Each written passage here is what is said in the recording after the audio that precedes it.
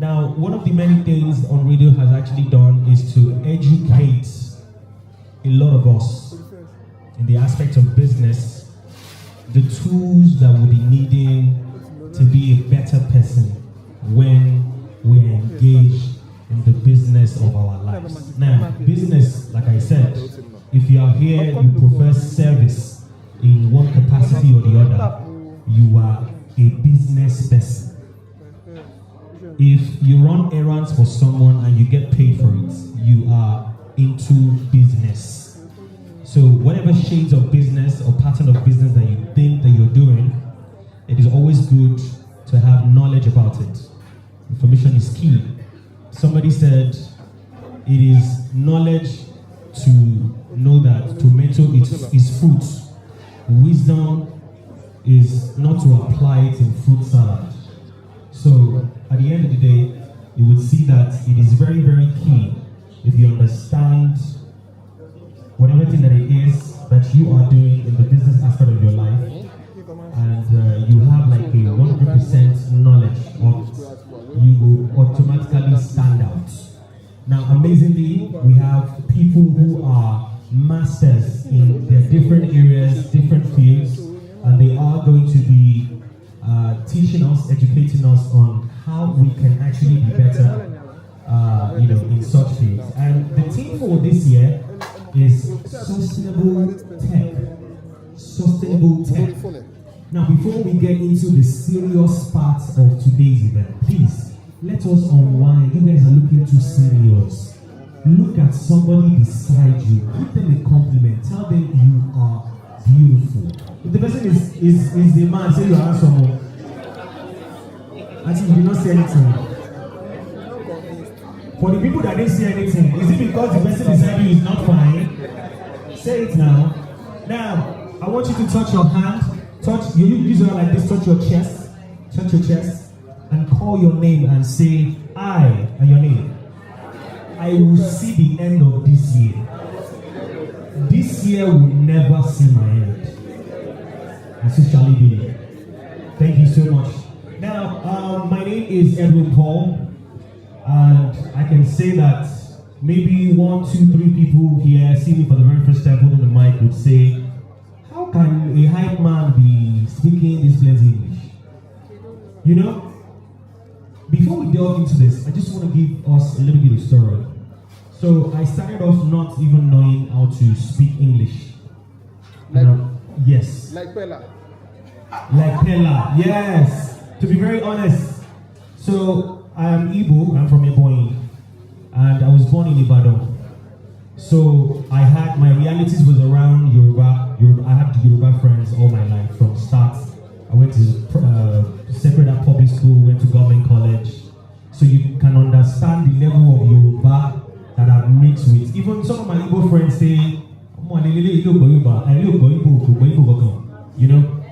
So what I'm driving at is, at the end of the day, I studied agri-econs and extension. I did radio for, a part of my life.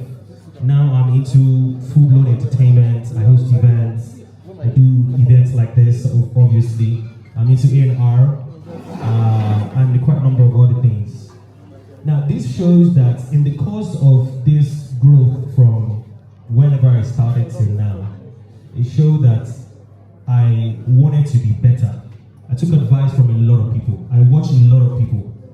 Now, I'm privileged to actually have him here because he's one of the people that actually inspired me. He was a comedian.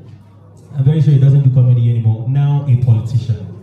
Imagine you see a comedian delve into politics. You'll probably be thinking, this guy must be funny. What is he trying to say? He will never be serious to me.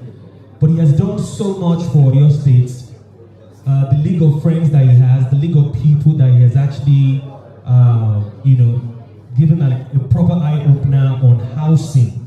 You will know that he means business. Now, amazingly, he's one of the people that paved the way for people like me. Because when he was hosting events and doing comedy at the time, we had the likes of God rest his soul, Peteru, not so much, right? I think maybe probably Peteru is the only person I can mention on top of my head.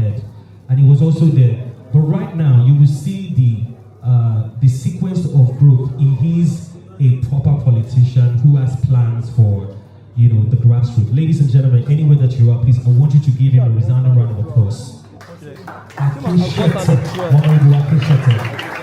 Thank you. Now, can you guess that this man was a comedian?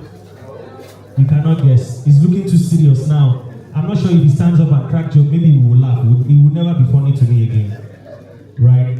Now, like I said before, we have quite a number of panelists who's going to be holding the mic, and they'll be sharing their stories, their struggle, and their successes, and how we can tap into that. Because we are going to have a mind shift when we're listening to these people. And I just want to charge you that whenever you're listening to them, have an open mind. Have an open mind, so you can filter or see the things that you feel would benefit you as a person. Because you don't need to start January 1st before you have your resolutions. So from now, you can already plan your resolution for the year. The things that you know that you are going to, embark upon, the things you execute. So by the end of 2025, you can evaluate yourself and say, yes, out of the 30 things that I listed, I could actually check 15. I could check 18. I promised myself this year that I was going to do a lot of things. I was going to travel a lot. I did that. Even though there are some things that I checked that I listed, it was not realistic, but hopefully I would, we go again. But of course, the idea is for us to have an open mind, especially in building ourselves. You cannot remove yourself from your brand. You're right? You cannot remove yourself from your brand. You are what you carry. So it is always good to have an open mind, like I said, whenever you see this panelists hold the mic and they share their story with us. Now, let's unwind a bit. You guys are looking too serious. Let's unwind a bit. Please, what's your name, man? Stacy. That's like an actual name or a nickname? Okay. Are you Yoruba? Stacy on Yoruba? Wow. Okay. Which song did you listen coming here? Which song? What song were you listening to coming here? What song did you listen to yesterday night? What song did you listen to 2 days ago? No Woman No Cry. No Woman No Cry. Why? Can you sing the part of that song?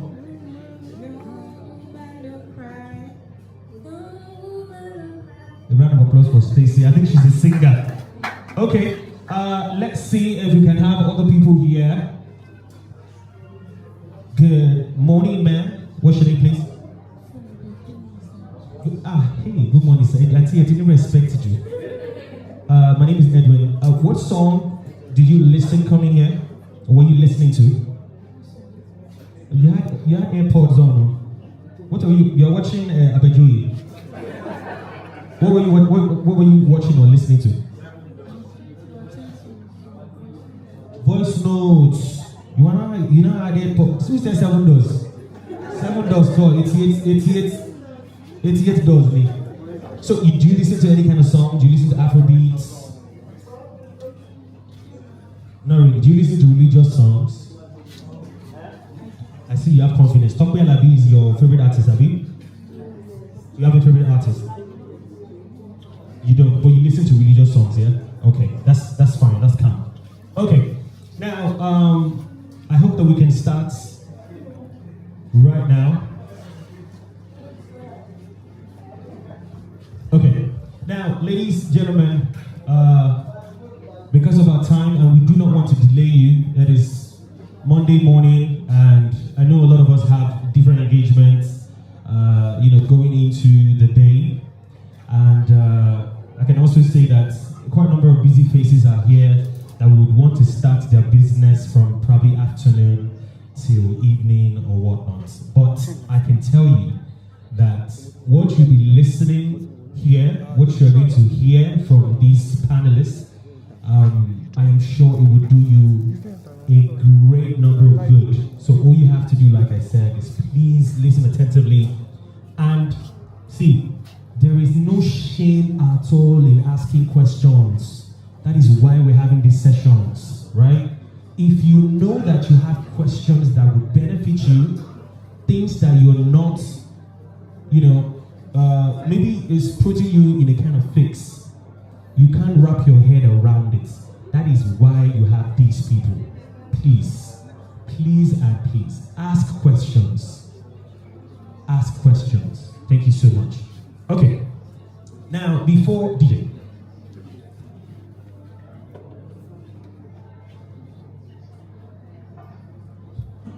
Apologies. I don't know their profile offhand, so I have to use my phone. So I'll probably have to call some of these people to the high table. Wow, it's actually high table. I've been a high table. High chair. Oh my, clap for yourselves. High chair. Okay.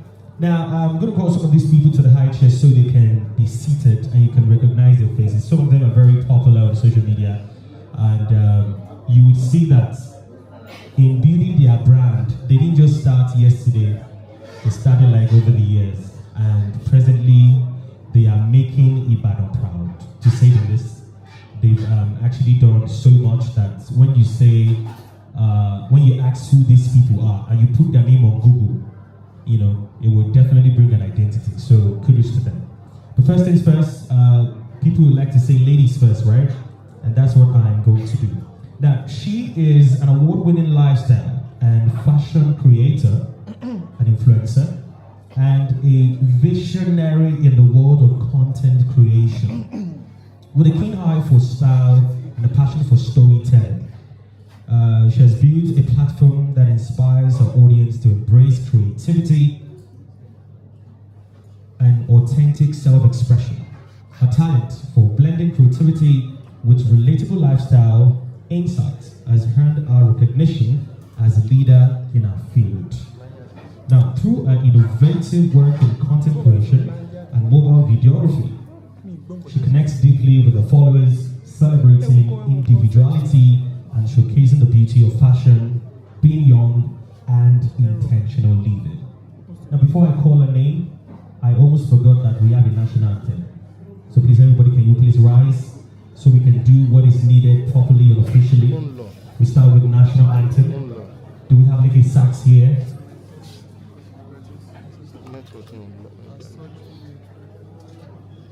Okay, apologies. I think Odero should do that. Is she here? Fantastic.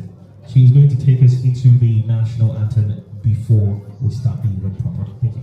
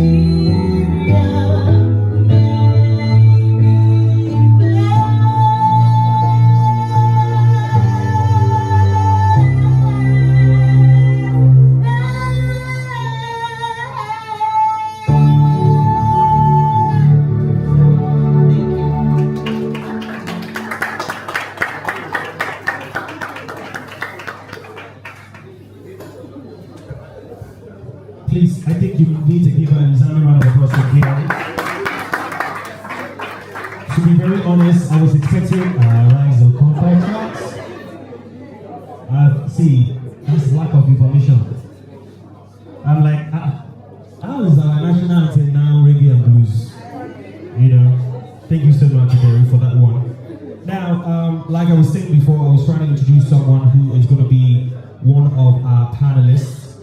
Now, as we all know, it is key that we give these panelists the proper introduction. It is key because they're coming to share knowledge. Knowledge is power. You would agree with me.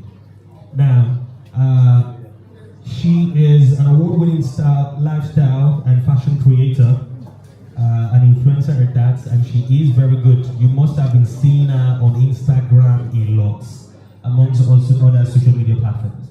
Now, she is keen for style and passion, and of course, she has like unequivocal passion for storytelling. Now, she has built a platform that inspires her audience to embrace creativity and authentic self-expression. Ladies, gentlemen, please. You see, what a man can do, a woman can do better. And that is a fact, is absolute fact. So please put your hands together for Olivia.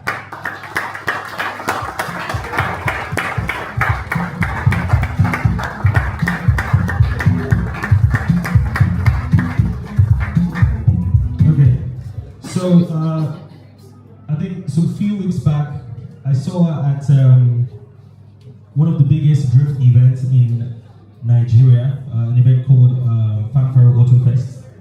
And she would always create content. And if you check her IG, you will see that she's a proper storyteller. You know, sometimes, okay, so let me just create this awareness. Sometimes when we see people create content and they are talking stories, me, I'm feeling like, do I need all these people that you are telling me like this? So who said Abina? You are feeling the same way Abi. Okay, so that it's not going to be me. Like sometimes I feel like, I don't need all these people, you are telling me, okay, what do I do with it? Now, you might not need it, but you know that a lot of other people actually need it. They just want to be aware. They just want to know what's up, what's going on. So that means to say that if you have a particular service that some people are disregarding, it doesn't mean that other people would not regard you or will not pay for it. So please, one more time, ladies and gentlemen, a round of applause for Olivia. Okay, so this next gentleman who is married, yes, married, as in he's very married, with kids, yes, and he loves his wife. Please do this video. I want to send it to his wife, in case you are looking like fine man. No, close your eyes. So, ladies and gentlemen, this guy is a definition of growth. To be very honest, so I remember when he was a very good MC. He was doing comedy at the time, actually. I'm not sure he's funny again because now he has family and he's making money. And please don't choke. So Baba don't turn a lot of things. And amazingly, not just turning a lot of things, but master of these things.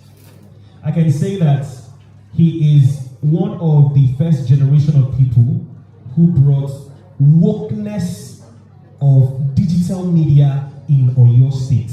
Don't worry, I stand to be corrected.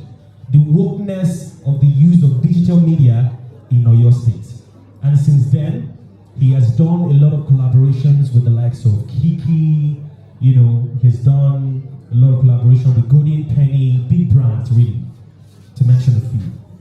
Now, the creative director of Password TV and founder of Ibadan YouTubers community, an expert in content creation and vlogging on a professional level with years of experience and achievements. And he also hosts events, like I said, but it's not funny like that. It's not funny again. It was funny before, but it's not really funny like that again. Now, he also, recently won different awards, if you actually check, that includes Blaine's Event Award, the Icebreaker of the Year in 2021, Event Publicist of the Year in 2024, Event Supporting Creation Influencer in 2020. You need to clap, bro. Fun fact.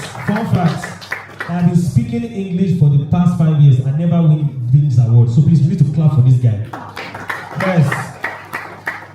Now, Ibadan Tech Expo Content Creation YouTuber of the Year 2024. And not leaving several other nominations. He also organized the, events, Content Creations Corner and Ibadan YouTuber Summit, which are events set at bringing creative together to foster a good networking relationship between every one of them. Ladies and gentlemen, please, I would need you to give him a resounding round of applause. Adebayo Ibrahim, aka Password.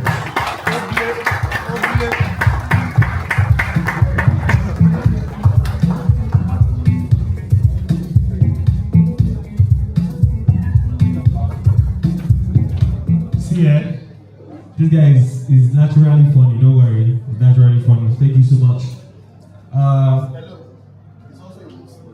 He's also a Muslim. A married Muslim man with kids. Yes.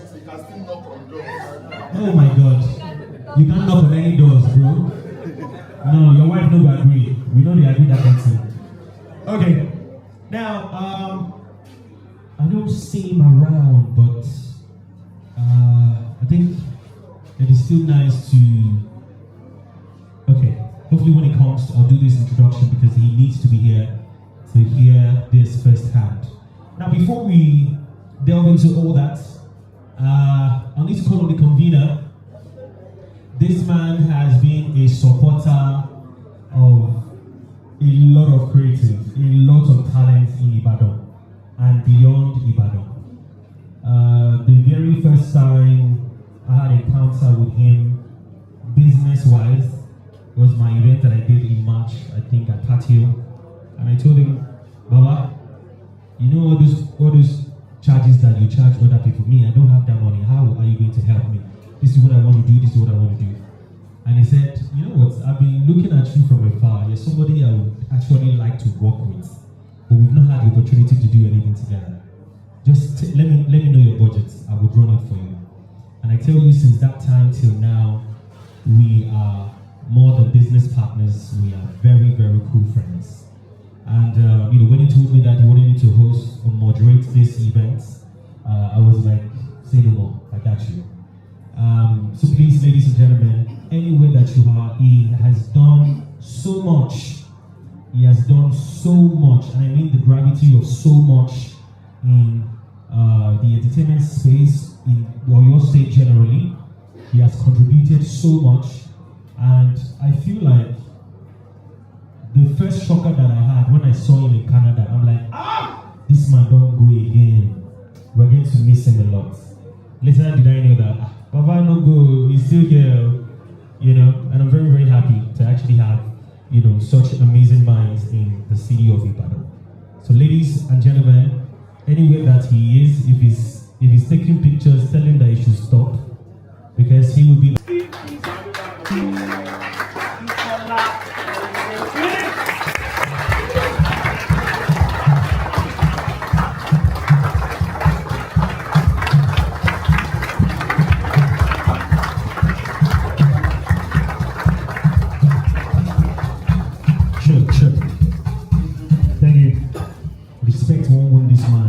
respect. Thank you, sir. Paul, thank you. I don't have any speech. This is Unriddle 7, and this will be the first time I'll be, coming on the stage to say something. I think the second time, yeah. I think I said something on Unriddle 4, but it will be the second time. And I'm doing this because when he asked that people should raise up their hands if they've been to Unriddle conference, and I think few people have been to Unriddle conference before. So I just felt I should let you know what Unriddle conference stands for and why we are here. Yeah? So basically, I've been doing events all my life. I think I've done events for 30, 31 years now. Yeah, I started event when I was 10 years old. Yeah, so it has always been events in my life, and I love Ibadan so much.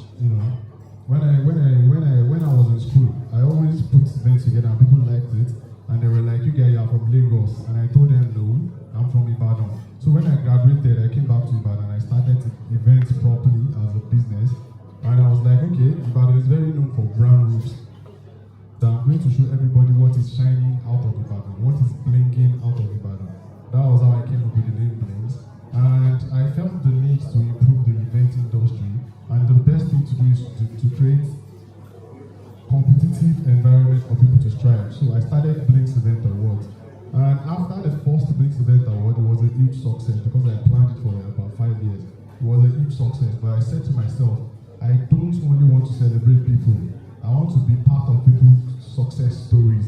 So that was what gave back to Unriddle conference. And we did it the first year. It was big. And while we are having it small this year, because of the Blinks Event Award, we went global. We did Canada, USA, and UK this year. So this year was hectic. So we had to push it back. And we are having it today because we don't want this year just to go without doing anything. And last year we had it at the business school. But when we got there this year, they were closed for the year, and we had to, beg Cafe One to open for us for today. Thank you to Cafe One for doing that. So basically, we are just affecting lives, and we love doing what we do. We have success stories from the past events, and which some people will be sharing today. And something happened just 8 days ago. I was just noticing it was 8 days ago today when someone sent me a text message. I lost my mom 8 days ago, and it has been really hard. And the major reason why I'm doing this event was the last conversation I had with her 10 days ago. She was asking about this Unriddle conference, that when is the date and when is it going to happen. So before you guys leave, just do me the honor to drop maybe your signature, but if you knew her when she was alive, just a condolence message on the Euro board that we have there. So let's learn. I'm also here to learn, because I've always learned from Unriddle 1 to 7, and I can't wait to learn from my guys that are here. So meet yourself, network. Your biggest deal might be sitting beside you, because people like me, I'm an introvert. I don't mix, but I love conferences because we are here for the same reason. So I'll come to you and talk to you because I know you too. You are looking for someone to talk to. So conferences are very good for mixing and making connection. Thank you for coming. The event might be free, but the transportation fare that took you from your house here is not free. So I want to say thank you for coming, and God bless you all.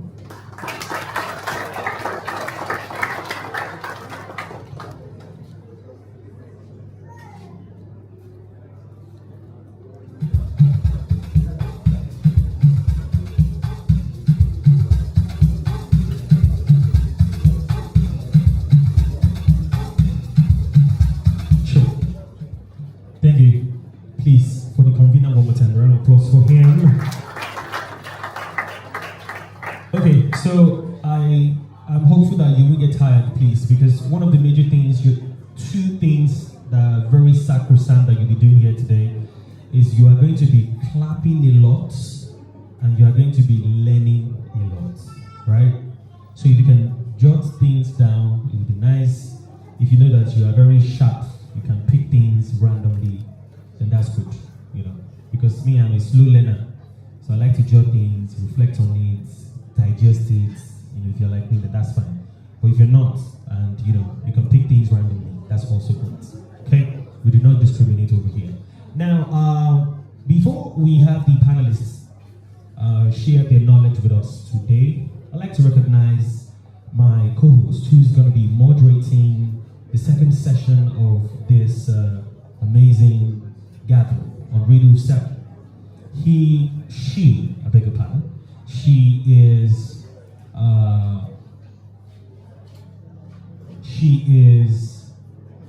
a lot of things, good things though. I'm trying to find words to put in so we can, probably but let me just say this. Now, she's done so much as well in the world of media, especially radio, and she is one of the best voices in Oyo State. If you listen to R2 FM, you would know what I'm saying because she is fantastically good.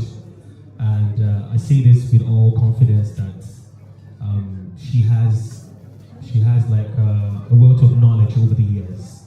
Now, the first time I heard her name, I thought like she was a bad person because she said there's a bad name, with her. I'm like, bad. I didn't know that it was like part of her surname. So, ladies and gentlemen, maybe you must have seen her before or not, but please, I would like you to appreciate her by giving her a round of applause as well. The person of Bola Bad, Mobola Badikale.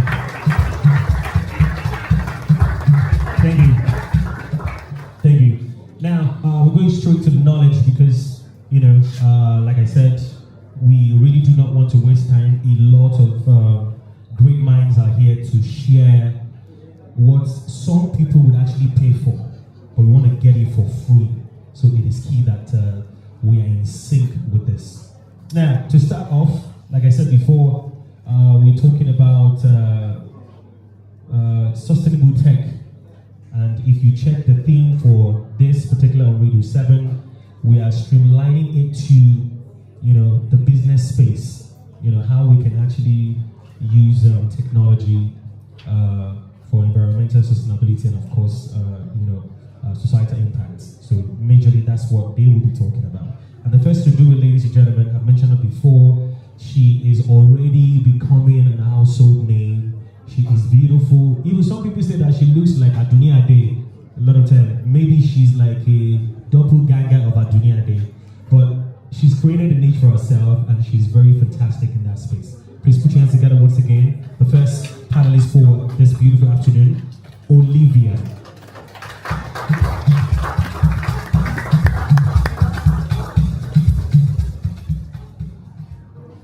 Right, good morning, everyone. How's everyone doing? Right. I'm Olivia, and I will start with when I got a letter from Links inviting me to come speak on this day. Initially, I was going to say no, but then because naturally I am a shy person, I am reserved. I usually just sit in the corner and watch people and just observe and listen. I am also a firm believer of doing things scared, doing things afraid. No matter what you're feeling, just do it. Because this year, or let's say since last year when I started content creation fully, what I've been able to achieve has been mind-blowing. So I used to tell myself, imagine I did not start. Imagine I did not do it scared. I did not do it unsure. Where would I be right now? So that's why I'm here, talking to you guys this morning. So I'm going to tell a little story about myself before we go into the theme of the conference. So I'm an Igbo girl from Imo State, but my family moved to Ibadan when I was 3. So growing up, I always felt like the odd one out because I didn't understand Yoruba, I could not speak Yoruba. I also was, light-skinned. So everyone would call me Bororo, call me Oyibo, call me, names and all of that. And that also made me come back to my shell. And I'm with you, not even out there. But you just shall see, one yellow purple sitting in the crowd and all of that. So that did not even help me at all because that drove me more into my show, like I said. But social media has helped me tell my story. At first, I thought I didn't have a story to tell. I thought, what do I want to tell people? What do I have to offer them? What value am I bringing to them? I felt hard with them. I felt I wasn't talented enough, and I had nothing to share. But 11.8K followers they would argue, they'll beg to differ now because it's been a lot of creating, a lot of stories, a lot of experience, and meeting people. And I also need to say this that most times we always feel like different from what the other person is going through. But I have come to realize that every one of us go through the same thing. Have you realized it? Either the person has gone through it, or they are yet to go through it, or they are going through it. So there's always this way to connect to people. Most times, when I post something on my story and say, okay, right now, I think what's trending right now is 2025 vision board. It's either you are created yours, or you are creating yours, or you are thinking about creating yours. Am I right? That is what is trending right now. And honestly, I have saved and I've listened to a lot of videos, and I'm here to start learning. Because it feels like when you make plans, you kind of put things like, I mean, even things are not even set in concrete. I am more of, let's see how it goes. Let's see how it flows. Let's see what he has in store for me. I don't do vision board. I don't write plans. I don't write goals. I just go with the flow. But this year, I decided to try something new. I said that, okay, you know what? Let's do vision board. But I'm yet to try it. But I'm hoping on the 31st of this month, I would be indoor, doing a lot of writing of goals and planning and all that. Let's see how that goes. Yeah. So, all right. Back to social media. So I've been able to tell my stories in a lot of ways, and one of the major ways I've been able to tell stories is through fashion, because I love fashion. Growing up, I wasn't exactly into fashion because first, as I don't know if it's like an Igbo girl thing or a Catholic or something, my dad never wanted me to make my hair. And it was super against wearing trousers. It was like, you can never. If he sees me wearing leggings or anything, go and pull it off. So it felt like, fashion for me didn't start when I was little. When I got into university, the first thing I bought with my money was a pair of trousers. And it was something I only have to wear in school. I don't wear it home because they will send me back or tear it and say, what have you become? Don't you know the family you're coming from? And all of that thing. So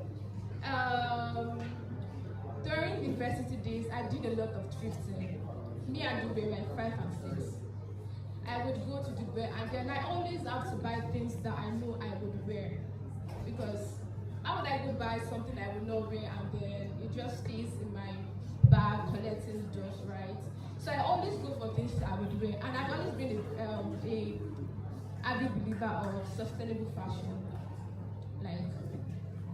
People, I think now on Instagram and other social media platforms, people now sell this whole idea of overconsumption, where you do Shein all, you do this all, and they are getting so many clothes that you probably never wear after you probably wear to this event. And I don't vibe to that, because for me, I prefer to go for timeless pieces, things that I can wear over and over and over again. And even when I'm done wearing it, I can pass it to somebody else, and they will still love it the way I loved it. And I can literally wear this pair of pants. I can't count how many times I've worn them, but every time I wear it, it's always a new style. There is always something different from the last time. If you ask me, haven't you worn this? I said, I have detergent. I have soap, which I used to wash my clothes. So I can wear my clothes as many times as I want. But one thing that is sure is that what I wore, the way I wore it the last time, would be different from the way I would wear it next time. And that's the most sustainable fashion. It reduces pollution, it does a lot of things. So if you are the kind of person that, you go to market and you just buy what you don't want, then you and I will have a problem. You have to buy things, you have to buy staple, you have to buy timeless pieces, pieces that are made to last, pieces that you don't have to worry about them tearing or anything. So for me, I think fashion is a way to express myself. It's a way to tell people things even without talking. Have you gone to a place where you walk and then people's like, where's she from?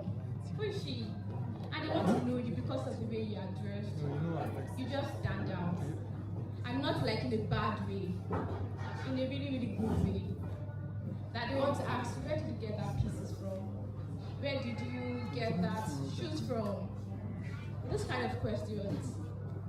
So next year, I think one of my agenda is actually to, I have created videos around fashion where I am telling people, oh, having the idea behind this pieces or this style or where to wear this to and all of that. But I think I need to do more about pushing that idea of sustainability because I don't think we get it yet. I don't think we get that message yet. People just want to wear trendy feet. One thing about me is, if something is trendy right now, I would avoid it. I will not wear it until that old trend has died, and that's when I will pick it up. I don't know. That's just. If it's trendy, I just stay away. Then later, you'll see me wearing it when people have stopped wearing it, and it will just look different. I think that is why a lot of times we have old pieces coming back from years ago. Like everybody now is doing retro and doing Y2K. It's not like the talk of town because some trends are just made to last. Imagine your 16-year-old sister or 15-year-old brother who knew nothing about that century or even knew nothing about these pieces or this song, and all of a sudden is wearing this top. I'm sorry, she's wearing this top, but he's wearing this baggy jeans and stuff like that. So fashion is a way to tell your story, and I feel like most times most of us think we don't have any story to tell or we don't have anything to say, but whatever your story is, I think people want to hear it. They want to be able to connect. And one of the videos that I post that actually even get more numbers are like relatable videos. When people see video that you post and then they can connect to it, it just like apart from the fact that I relate to this and people relate to that same thing. It gets you numbers. When they start sharing it to their friends, when they start sharing it to their story. Because most times all of the stuff I post on my story are things I relate to. I don't know about you. Things I post on my story are like, okay, yes, I relate to this, or I connect to this, or I felt this way about this and all of that. So, tell your story on social media. If there is nothing else to do on social media, one thing you should definitely do is tell your story. If I tell it anyhow, I'm still working on my storytelling, so you don't have to get it perfect. It doesn't have to be perfect. Just tell it however you want to tell it. And even these days, I use ChatGPT to tell my story. I can literally come up with something and I go to ChatGPT. Tell me what you think. Do you think people relate to this? On a scale of 1 to 10, how relatable is this? And ChatGPT will tell you. It would even help you improve it. And in this station, I can tell you know what, I'm really bad on. So I have Nigerian slangs for me. I make it, relatable to Nigerian audience. ChatGPT will add something to do it. Probably just add maybe Mado or Shege or something. So you don't have to, even if like you can't tell a story, you can't write, use ChatGPT. It will tell your story for you. And then, even how to tell a story, yes, there's a certain way you need to tell your story, but then, it's all practice. You can't get better if you are not practicing, right? The way I was telling my story last year is different from the way I tell my story this year. And of course, we'll get better next year. So you have to practice. You have to try. Even if, because right now, the platform I use mostly is Instagram and maybe TikTok. But now I want to go on Facebook. And I have a lot of my relatives there actually. My aunts, my uncles, friends from my secondary school. And honestly, let me not lie, I feel scared to share my videos on that page. Because I feel like, what would they see? What would they think? So I'm thinking of creating a new Facebook account. Let me start over. Let that not be my excuse of not posting on Facebook. So that will not stop me. I'm still going to tell my story on my new Facebook page.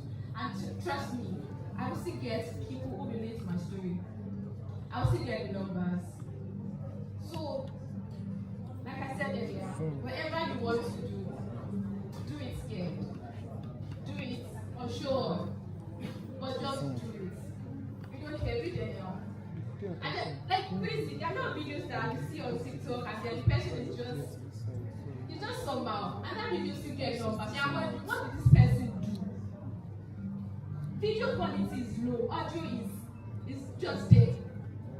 And you got 3 million views. And you are there with your clear video, your crisp audio, and you don't want to post. Why? So, 2025, we are starting your business. Okay? Alright, thank you everyone. Okay, I think she has said so much. Now, we're going to go to questions and answers pretty soon. Now, I think one of the things that I could pick from what she said, whatever thing that it is that you want to do, you need to have, that's to start from somewhere. You need to start from the beginning, right? Now, the beginning could be a lot stressful. You might not even meet a lot of people. You might not get the kind of audience that you're expecting, but start anyway. I don't know if you remember this particular quote. I think this year, is it a quote or like a phrase that says, be ready to show off. Be ready to show off. So the opportunity will come. But when it comes, you are not going to be unready. Now, I'm going to say this. This is not much of an event that I host, but I know that I could do it. 10 years ago, if you give me a mic to host an event like this, I'll probably be shaking because I won't know what to say. But right now, I can say confidently that whatever the stage, I will run it. Do you understand? So you need to always be ready to show up. Know your craft, know it well. So when the opportunity comes, Honorable Akinshi, they can say, Edwin, can you host something? It's in front of like 20,000 people. I can't say no. They have seen me host event before, so it will not go far. But imagine that I have not been able to work on myself and I want to show up. It will be very hard. Show up in the sense of the things that you embody, the businesses that you have, whatever thing that it is in your life. Be ready. Right? Always be ready. If I tell you that I finished from FUTA, I studied agro-economics, I've worked in a radio station, I've read the news, I've done entertainment, to be like, guy, what are you doing? What are you just moving around up and down? But at the end of the day, you realize that till now, today, if it has to do with holding the mic, I would always show up. So please, I think what she said is very, very resounding. Please give her another round of applause. Thank you. Now, before we go to the question and answer segment, I'd like to call on the, what do you call it again? High chair, high chair, because it's not high table.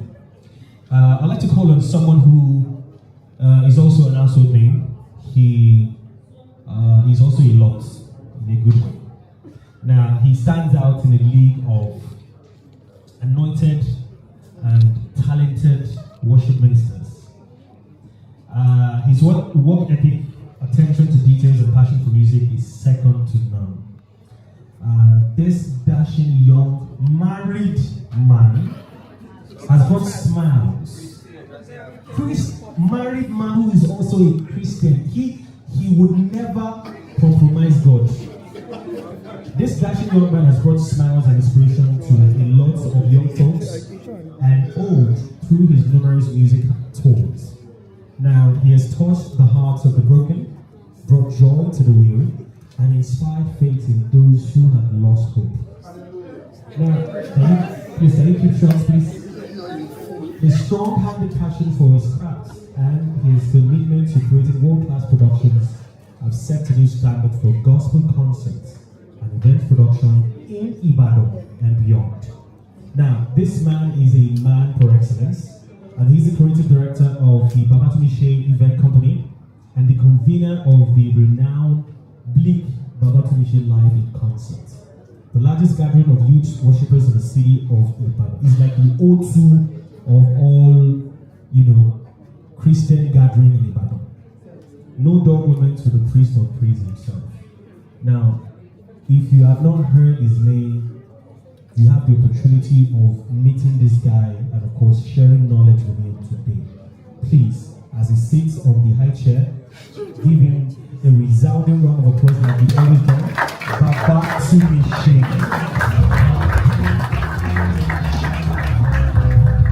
Thank you. But now, good thing is we have Christians, we have Muslims. I don't know if you have Ishashi here, but if we have a bit, fantastic. So you will see one thing that is very evident here is we're here to just share knowledge. Knowledge does not have religion embedded in it. No. Knowledge does not say, I'm Christian. No, it's only for Christian that, no. I'm Muslim. Muslim will just know. There's nothing like that. So we want to share knowledge so we can learn together and of course be better for each other. For questions regarding what Olivia said, if you have questions, please just raise your hand like this and I'll come to you, okay? The first person here has something to ask Olivia.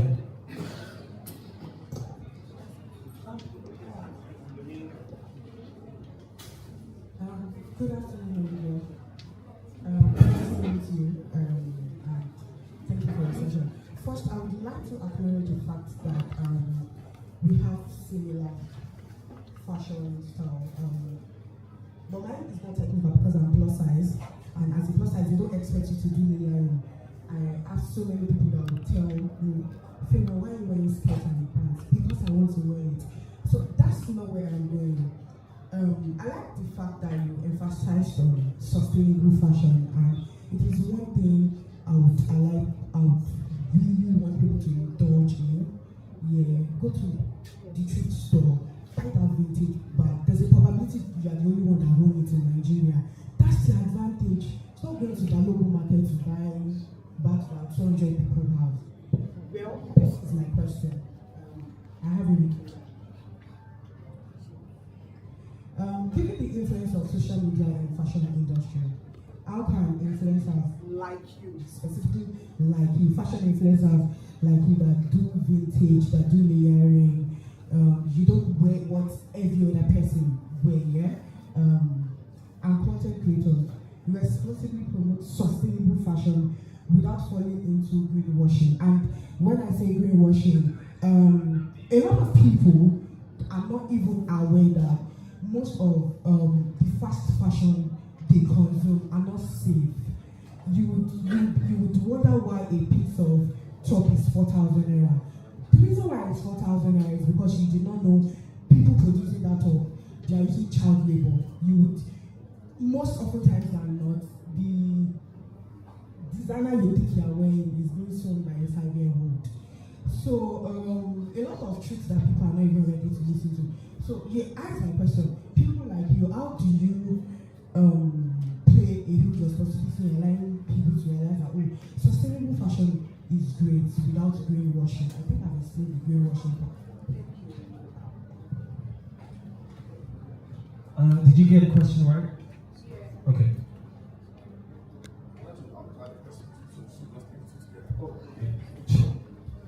Yeah. Good morning, everyone. I think it's afternoon already. So basically, there's something you said in the introduction. You spoke about your growing up and parenthood.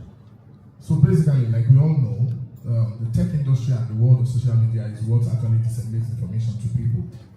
And as Africans, in as much as we still want to hold that reputation of morality, when do you differentiate on social media fashion and morality? Because it's something we always try to shy away from. Because, like, I was going through your page and I saw lots of good-looking pictures, but there's this young generation that would follow you that might misconstrue or mistranslate what fashion is. So, at what stage do you separate morality from fashion, or just going with the trend? Thank you very much.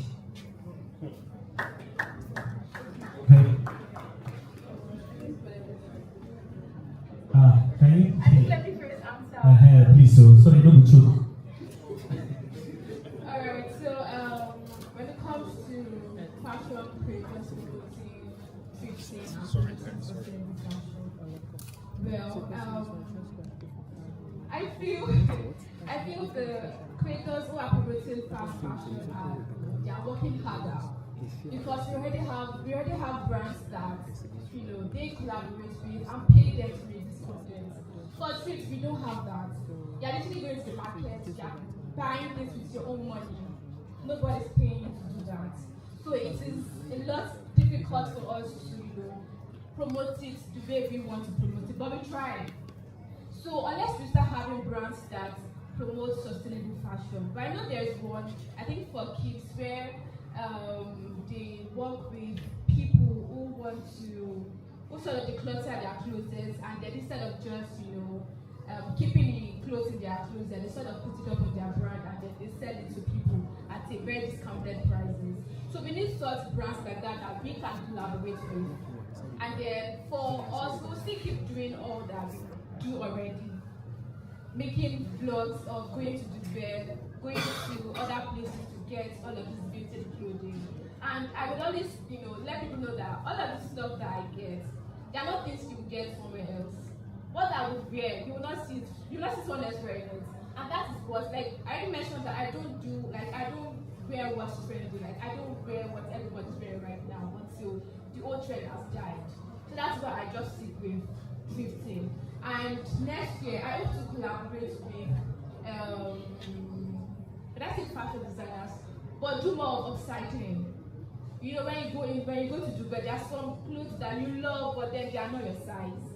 And then you just have decided that, maybe I can convert this dress into a skirt or make a top out of it. So I want to do a lot more on upcycling, work with the fashion designer and then do more upcycling and all that. And I think that way we'll get to let people know that apart from thrifting, you can also upcycle these clothes, turn them into things that you can wear. So and then if you are up for collaboration next year, I don't mind collaborating with you, okay? Alright, so back to your question about drawing the line between fashion styling and morality. This year, there's been a lot of creators doing modest styling. It's been everywhere. But one thing I know is that something you call modest, somebody else calls it indecent. So modesty is relative to people. Some people say, I gave my life to Jesus and now this is the way I dress. And then the way you still dress, somebody else is like, no, this is not modesty. So I feel like it comes to self-expression. I'm all for self-expression. Do you guys? If you feel comfortable, if you feel you're like yourself in what you are wearing, then I will not judge. I look and I don't judge. I don't comment and I don't judge. But I know that where I draw the line is when you are exposing things that we are not supposed to see outside. Like, please don't. That's why I am a bit. I feel somehow when it comes to bubble skirts. There's been a lot of butt cheeks on the internet and on the streets because of bubble skirts. And people just think like, well, it's fashion. Well, it's the trend. But my one is, if you feel comfortable, if you feel like yourself, and expresses you fine, then please go ahead. But just know that whatever you are doing, please do it moderately. Alright. Okay, now to also add to what she said, I understand that in the past, say 1 year, if you're very frequent on social, especially Instagram, you see that the people that create standards are people like you and I. The only thing is, when they start something, it has lots of numbers, it has become standard, right? So why can't you create your own standard? It's not impossible. Please, resounding round of applause for that. Somebody had another question? Okay. Sorry, I have to move like this. Your name and your question. My name is So my question, I created a video. So my question is that for small creator, I is like, or we have to create quality content.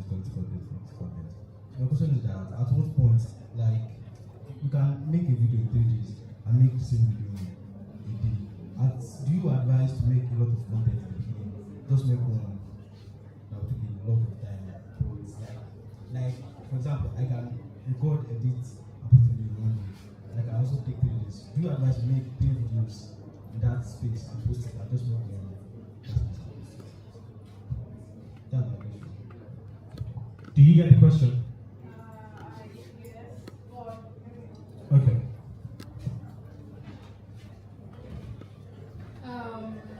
I think when it comes to creating or posting content, we always say post consistently. And posting consistently does not mean frequently. So, depends on how busy your life is, how much time it takes you to create your content. You can decide, okay, you know what, I want to create on Monday and post on Wednesday and Friday. Do you understand? So, depends on how many times you want to post. That is like you have to decide, you have to ask yourself, do I want to post once or do I want to post 3 times? Because algorithm does not exactly favor the number of times, it favors consistency, that you keep to the time that you post. So if you post on Wednesday 10:15, it is, advice that you keep to that time. So people are like expecting your post at that time. They said that on Wednesday, it's you that posted this video. So even if it's 1 video, even if it's 3 videos, post it as a consistent schedule. Do you understand? And I'm going to say you can post more than once. Posting 3 times helps you. It sort of accelerates your growth. It gets you the numbers quicker than posting just 1 video in a week. So if you can post 3 videos in a week, please post. But if your time, our work will not allow you to post 3 videos in a week, then stick to 1 and be consistent. Does that answer your question? Alright, great. Thank you. Now, talking about posting, I just want to compliment what you said. Posting is key. Now, I have done a lot of jobs with high-profile artists, but I'll have to explain it to you because it is not on my page. I don't even have the videos anymore. Mama, I will shalaye to you. I've worked with Victor. Where is it? Okay, what happened was, so if you have content that you know that is good, that is very dope, please post it, right? There is no harm in posting anything at all, especially when you know it's some good content. So always do that. Thank you so much. Are we done with questions for her? Okay, we have another person with a question. So, my name is Janet. I want to ask a question. You said, you mentioned the number of followers you have on your social media account. Before you were able to achieve this number of followers, what kept you going when each time you posted, there was no engagement or no customer from them, no clients, nobody chatted you up that, okay, I want to get this thing from you. What kept you going? Is it that you took calls on social media management, or what kept you going?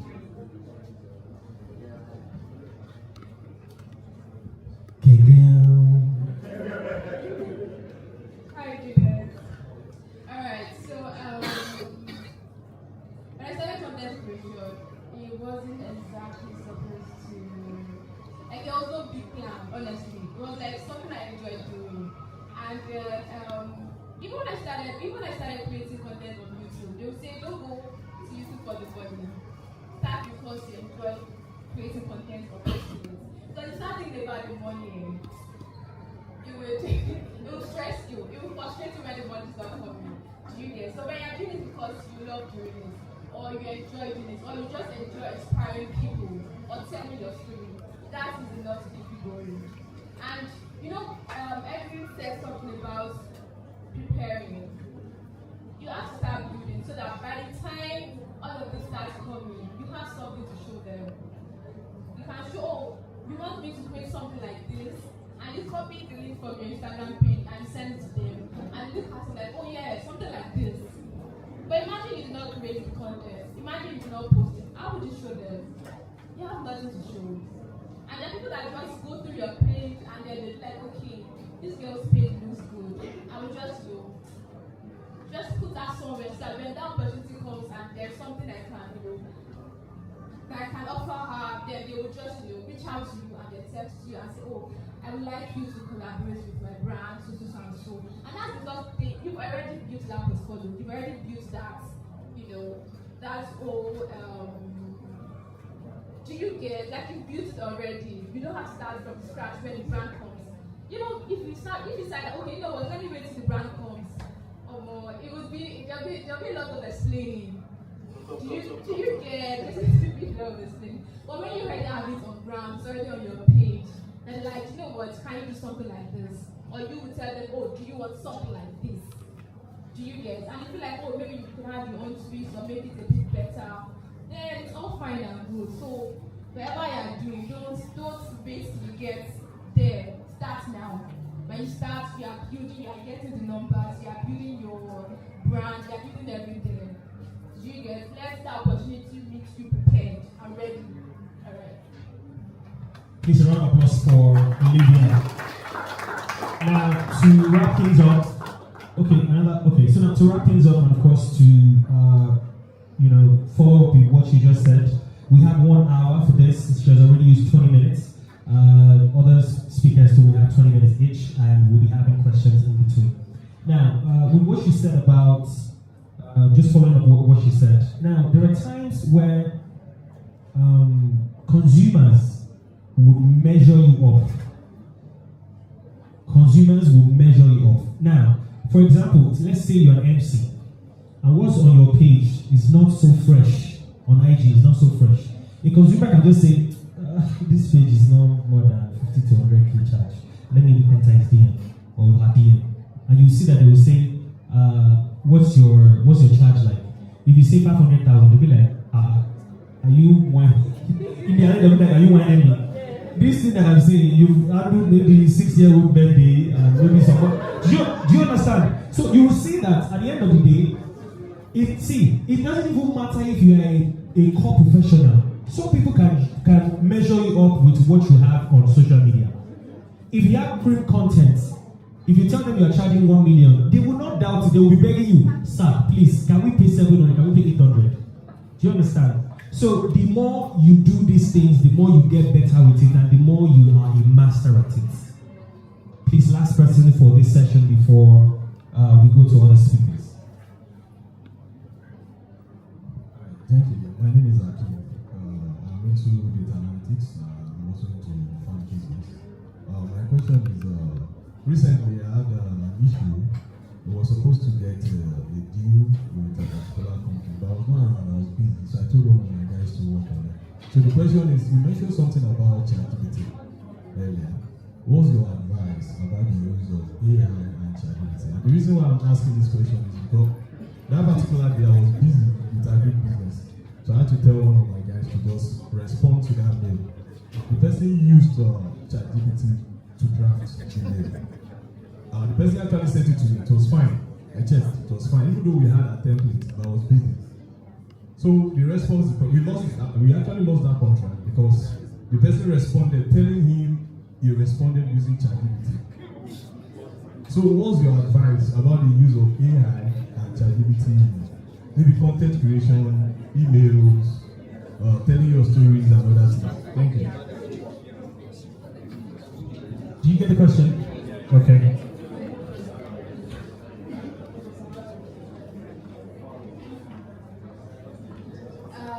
So when using ChatGPT will always like to sound very smart and use big grammar that you on a normal day would not use. I mean, they say Nigerians are fond of using big grammar, but then there are some who will not use, or most who will not use that ChatGPT would actually put in its entries and all of that. So what I do is, when I am entering an instruction, I always specify the tone I want ChatGPT to give its response. And say, you know what, I want you to sound cool, casual, and friendly. I want you to sound passive. I want you to, write this like you are, like I'm sending this to a certain age. Do you get? So let's specify what I want to get from ChatGPT. And even when I still get it, I still have to go through it and tweak it a little bit. I had to remove some text and said, you know what, this is too much English. And then I replaced it with, something simpler. So that when I send it, and then also like 3 minutes, I would cut some words down. ChatGPT would say, you add some extras. So for if ChatGPT would say that, okay, this is what I've said. Please customize it based on, do you get? Because ChatGPT could only do what it can do. It's not left for you to edit what it has given you, like what it has given you.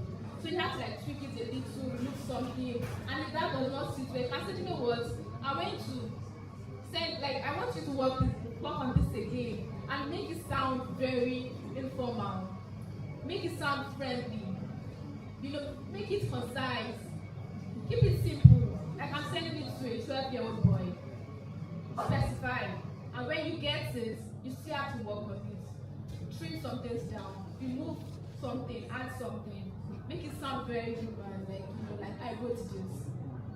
So next time, you know what to do. Try and specify what you want. Just imagine you are writing it, but then you are getting help from AI. You get so always tweak whatever you get from ChatGPT. Try and make it sound more human. Okay. Thank you. Sorry. Okay. So I am a writer and I use AI a lot. So I think what he's trying to say is that it's not that what you wrote to the client is not good. The issue is that the client checked for AI prevalence in what some things are just too good to be true, honestly. When you're writing things, they are too good to be true, and people like me will check it on GPT-0 that okay, was this thing written by AI? And there are some things that you write that people would think that can this person do this thing like he said? But people value genuinity when it comes to money. People won't trust you if you don't have the integrity and confidence in your own self-esteem to give what they want. Another tweak to that is that you, in that case, you actually don't need to just push out the AI content alone. There's do you know keyboards? Yeah. So you can use keyboard now has natural icon for changing, for converting words. So you can just use natural, it removes all the AI content and transform it. So no AI detection tool can actually check the AI content of it because keyboards will transform it and reduce the AI and make it more natural and also read off. And you can also use fixed AI or something like that. But keyboard is always the best. Thank you. Thank you. And I think to sum this particular session is not everybody will use artificial intelligence. See, you need to be a lot smarter to use AI. When people say this, you'll be like, no, the thing will do the job for me. So, if you have people that would actually evaluate what you are writing or what you are doing, and they see that when they now give you the mic to go and defend it, you are now sounding off and you have a particular proposal on, they'll be like, no, it's not, Taju did not do this. Yes. So I'm going to give you a typical example before we wrap things up. So I didn't know that I could actually manage artists. I had help from my brother who's here, Flo Boss. Thank you so much. So I had the opportunity, a friend of mine at Made in Global said there's an opportunity to manage an artist manager, business manager actually, and they had Lanipo and Crayon opposites, and they said I should come with a pitch, a deck. I would tell you, whole and behold, the last time that I wrote a deck was at my final year in FUTA. Don't worry, I've not written anything like say proposal because I don't like to read a lot. It's very crazy, but I don't like to book. They always scare me, But if you're going to be great in this life, you need to incorporate the habit of reading. It's very key. So they now told me that if I can send a deck that day, that they will consider me.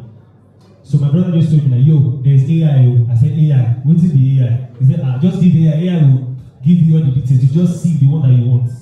So when I now posted, write a deck for Ladipo, so things, and, AI just brought a lot of things that I'm like, AI, washiri. So yes, now. So I just see the one that I could save. Then I sent it to them. That was like my first deck. They called me. They said, as in, it was, to be honest, it was too good to be true. But I've already read it. I read it. I asked people who knew Ladipo, like industry friends, like, yo, bro, please can you tell me what's synonymous to Ladipo, what he embodies as an artist and all that. So they had already given me like some things. He loves to ride bikes. He's in the Bikers Association. He does this. He does that. Blah blah blah. So I just needed to like modify it. Now, if I didn't do all this groundwork, they called me. They said I should pitch it. I went to Mavins. I pitched it. They were like, oh, nice. The next time they called me, they said, can you pitch a deck for Crayon? I already know now. Yeah, my shit, my way. So the next one that I did was for Crayon, and I pitched it and I defended it. Now, what actually disqualified me was experience. Don't worry, I have sweet mouth. When I know what I want to say, I will say it well. But when they now told me that have I managed any top level artists before, I said no. But I've done this in this capacity. I've done this for this artist. You can call them, and verify. But somebody had already was on the same stage with me who had like 6 years experience. That was when. So just imagine that I was the only person they would have given me the job, right? So what I'm saying in essence is sometimes AI could mislead. AI could be smarter than you, right? So it is always good to be on the safe side. You cannot beat ingenuity. Don't worry. If you are very authentic, you're authentic, and people will definitely digest your story. So to other speakers, you have. I'm sorry that I have to give you time, but we have to wrap things up in 30 minutes. We have to say what we have to say, and people can ask questions. So you're going to share your knowledge at different times, so we can have general questions and answer segments. So the second speaker who has been here, like I said, he needs no introduction. Password is an household name in Ibadan. And please put your hands together for him one more time. Thank you so much. Good afternoon, everybody. Good afternoon, everyone.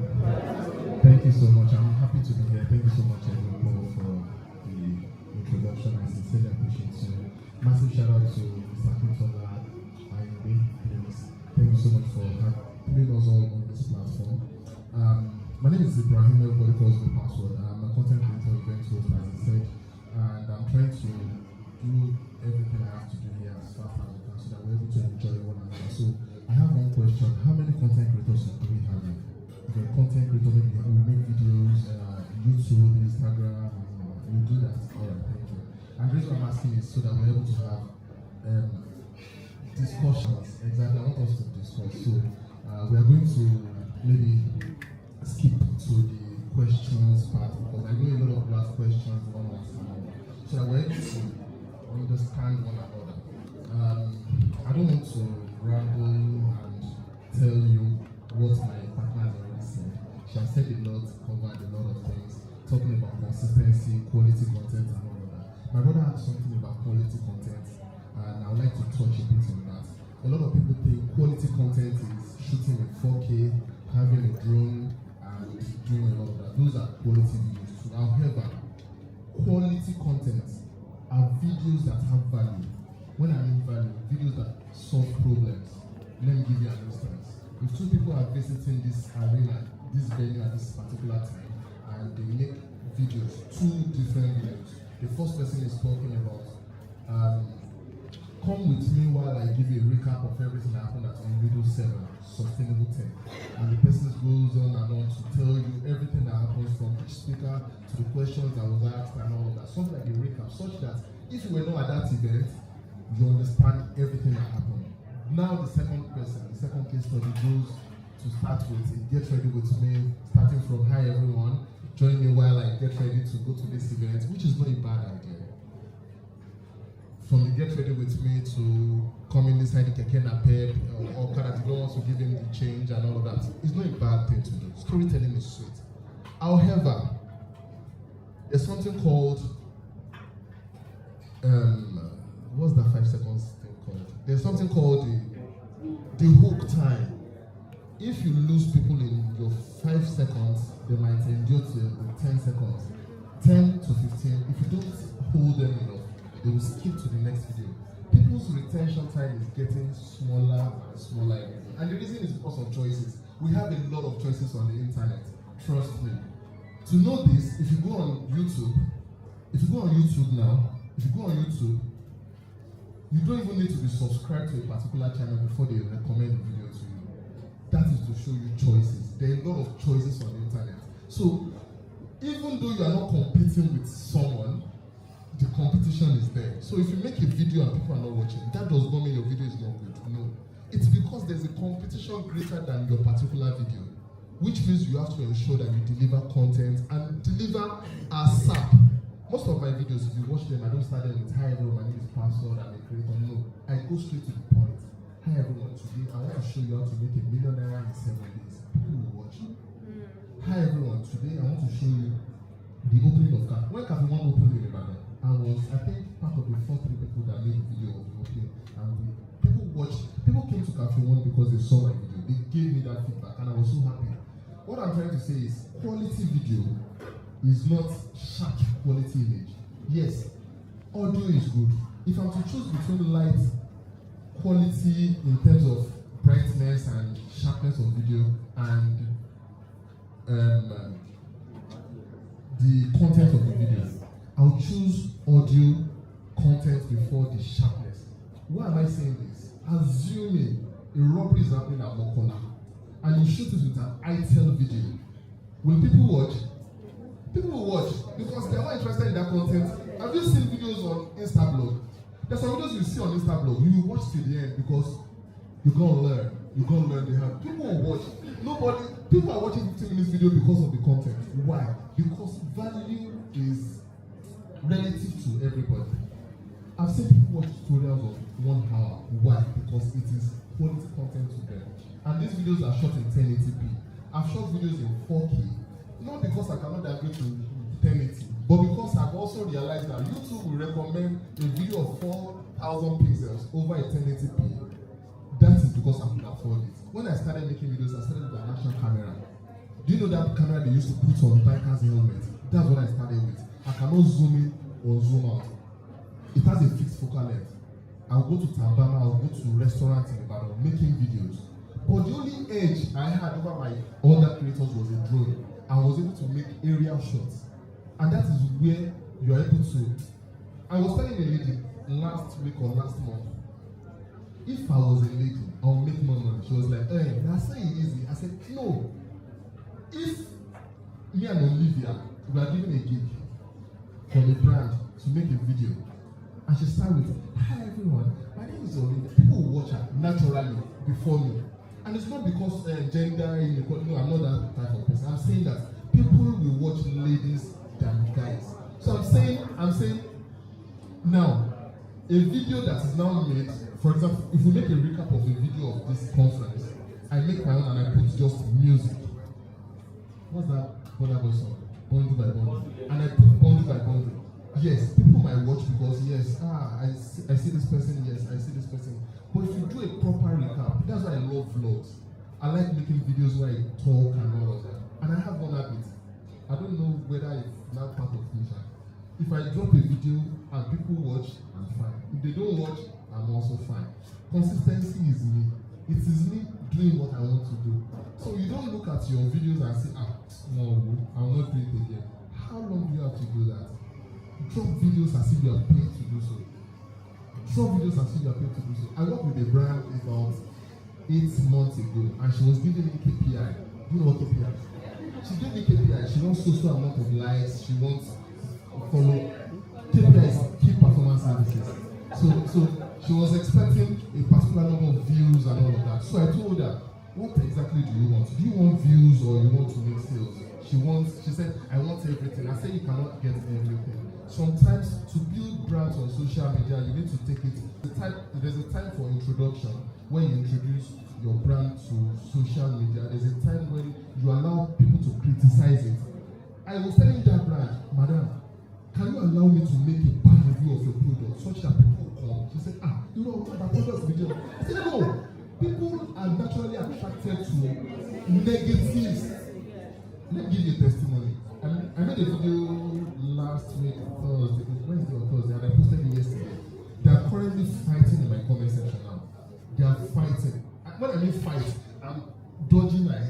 You can check after this conference. My last video, they are fighting in the comment section. What do you mean? Are you the? They are fighting. Why? The lady has a small space. When she started selling, people come. She's overwhelmed. The type of stuff she sells is not a la carte. You have to wait before it gets sold. And Nigerian mentality, they want to get somewhere and alpha. It's not off. She has to prepare it from scratch. A lot of bad reviews and all of that. Now she made a bigger space. She opened a bigger space rather. Now, people from that former space are coming out. When I went there 1981, they calmed down. When I went there with my boyfriend, we spent over calm down. So a lot of things.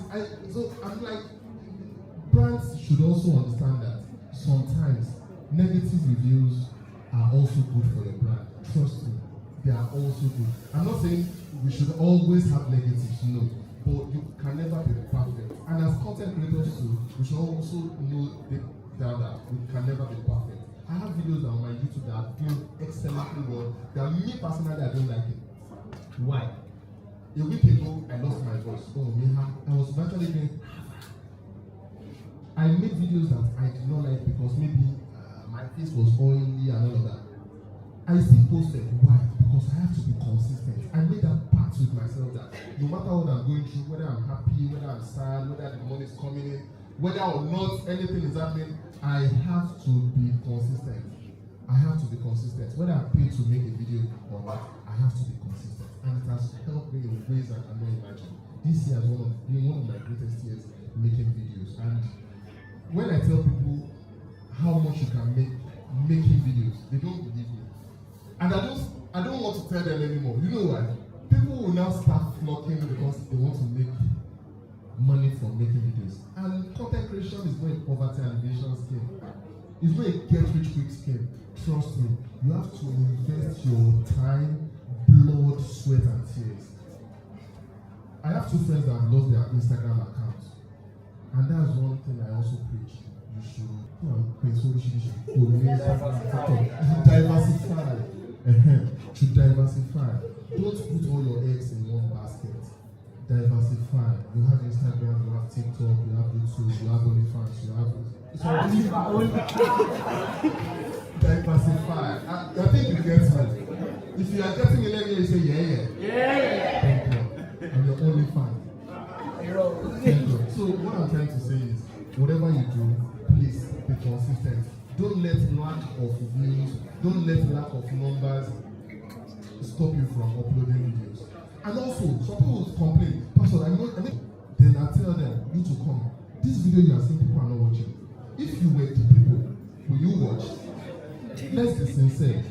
Some videos are sincerely boring. Someone sends me their video, and as the type of person I am, even when I know you are wrong, I will still gas you up. Do you know why? I've realized that junior creators, newbies creators, if the way you feel about their content is the same way you give them that feedback, they may not create content anymore. The guy sent me his video and said, Pastor, please let me to check this video before it goes online. Then I started with this video is impeccably sweet. I love it so much, especially the starting when you said this. He had to tell me that password. Is this video that good? And the reason is because I just wanted him to upload that video. I made a collaboration with a lady last month. Guess what? The video did not make it to the internet. Why? She said she did not like how she was looking.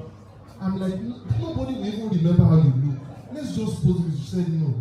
Now she's calling me that she wants us to do a vlog mass. I'm saying me. If you see my schedule, you're not going to make vlog mass.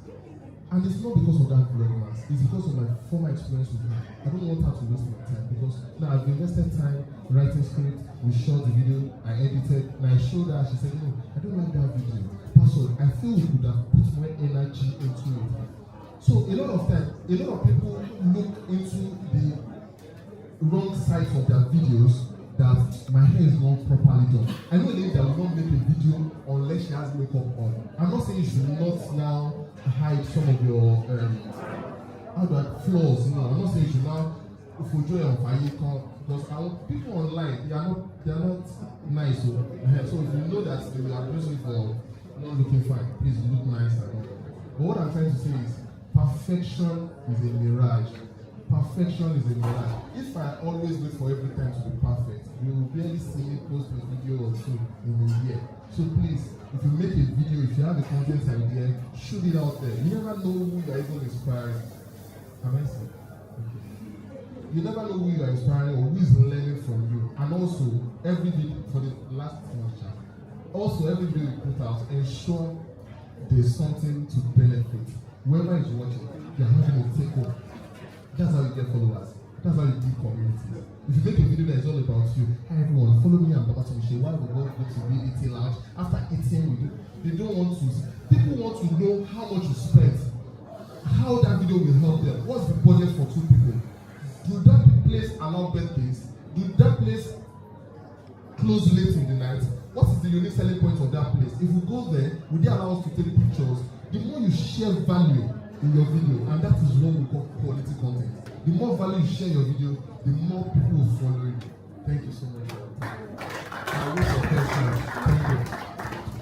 Okay, so I would try to indulge us to write the questions down if we will forget for password, because we want to pass to the next speaker. So ladies and gentlemen, please don't get tired of clapping. Like I said before, it is key that you encourage them with the applause that they can get. Please put your hands together for Papa Tumishe. Thank you very much. Good afternoon, everybody. Thank you so much. So good to be here. Thank you so much. And I'm just going to take it up from where password stopped. For me, I believe that you will never be perfectly ready for anything. It's always better to start anyhow. Start anyhow. And I feel like a lot of times for us, we don't want to be seen starting small. And that's what the problem is for my generation especially. You don't want people to see that you're starting small because you have that, I don't know, that stuff that you have set for yourself and you feel like, how can you see me starting small? But hello bro, start small. Because 2 years down the line, your days of starting small will be your CV to get in the big jobs. And that's the honest truth. Recently I started an event company. It's the Papa Tumishe event company. And then what prompted me to start that company, I realized that people started to trust me with their events. Of course, I'm an artist. That's the I'm an artist, and I realized that people would trust me with their concerts, with their conferences, and all of that to help them set up, put up the sound, the screen, the lights, and all of that. And eventually, I found out that I was the middleman between the guys that were making the money. That's the guys who owns the screens, the lights, the sound, the stage, and everything, and the guys with the money. Now me get these contacts. These guys, they don't know these people. Now this will they have money, but they can't pay me the money because now these guys need the money, and me I don't have what they have. So I'm like, I did that. I think for a whole year. Some events I'm behind the scenes. Some major events in this city and behind the scenes, I put everything together, and sometimes I don't even talk about it, right? So I realized that for a particular event, the woman, about 8 million naira passed through my account to vendors. I say, wow. And me, I was only paid to sing. I say, wow. Amazing. So right there, I had to be smart. First off, I already earned the trust of these guys. They can trust me. That's why whoever I bring on board, they use. They don't even fact check. You don't understand. Once I say, straight up, they pay. So they pay me, and straight up, 2 minutes, I don't transfer the money. I say, wow, what's going on here? So I knew that was an opportunity for me to make more money. And honestly speaking, the way the city is, I'm super excited that our generation is returning the narrative of the city of Ibadan. Gone are those days where people come to Ibadan and they say, shit. You understand? When they recommend password on your no, lie well. Can't bring anybody from anywhere. Let them come here. They will learn. Do you understand? Right. So I knew that that was an opportunity to make money. But of course, getting into production is not child's play. It's not anybody's need. You need money, as in good money. So guess what I did? I had one car that I really liked at the time. I sold it. I had to raise money. I love that car so much. But I sold it. I had enough money. Because see, a lot of times you now be begging people to be looking for money. Nothing moves until you move. I don't care how smart you think you are. I don't care how good you can speak. Maybe you know somebody who's got all the money and you're going there. Uncle, if you can just give me this money in 3 months, I'll make 20 billion naira. What have you done? Nothing. Are you serious? Wow. Okay. So you want me to, try you with 20 million when you have never on your own, raised 2 million. Long story short, sold the car, bought some, of course, fantastic equipment, bought some sound equipment, fantastic, I promise you, fantastic. And I told my team, I said, see guys, we're not coming here to come and be doing, somebody has a wedding, that's not the career I'm looking for. I'm looking for the big job. And the only way to access it is to do it well and do it right. And in doing it well, I needed a lot of money. So you know where the joker came from? After I made that huge sacrifice for my brand or for that company, we're not even up to a year yet. And I can tell you that my biggest investor gave me $20 million. I'm telling you the real truth. And we're not even up to a year yet. And listen to this very carefully. It's sweet. It sounds very good. It sounds sweet, right? But it wasn't easy convincing the person. And you know the craziest part for me was, so of course ROI, I needed to start to reform this person and all of that stuff. And you know what the person said to me? But that's you have done well. It was actually a gift, not an investment. I wanted one now.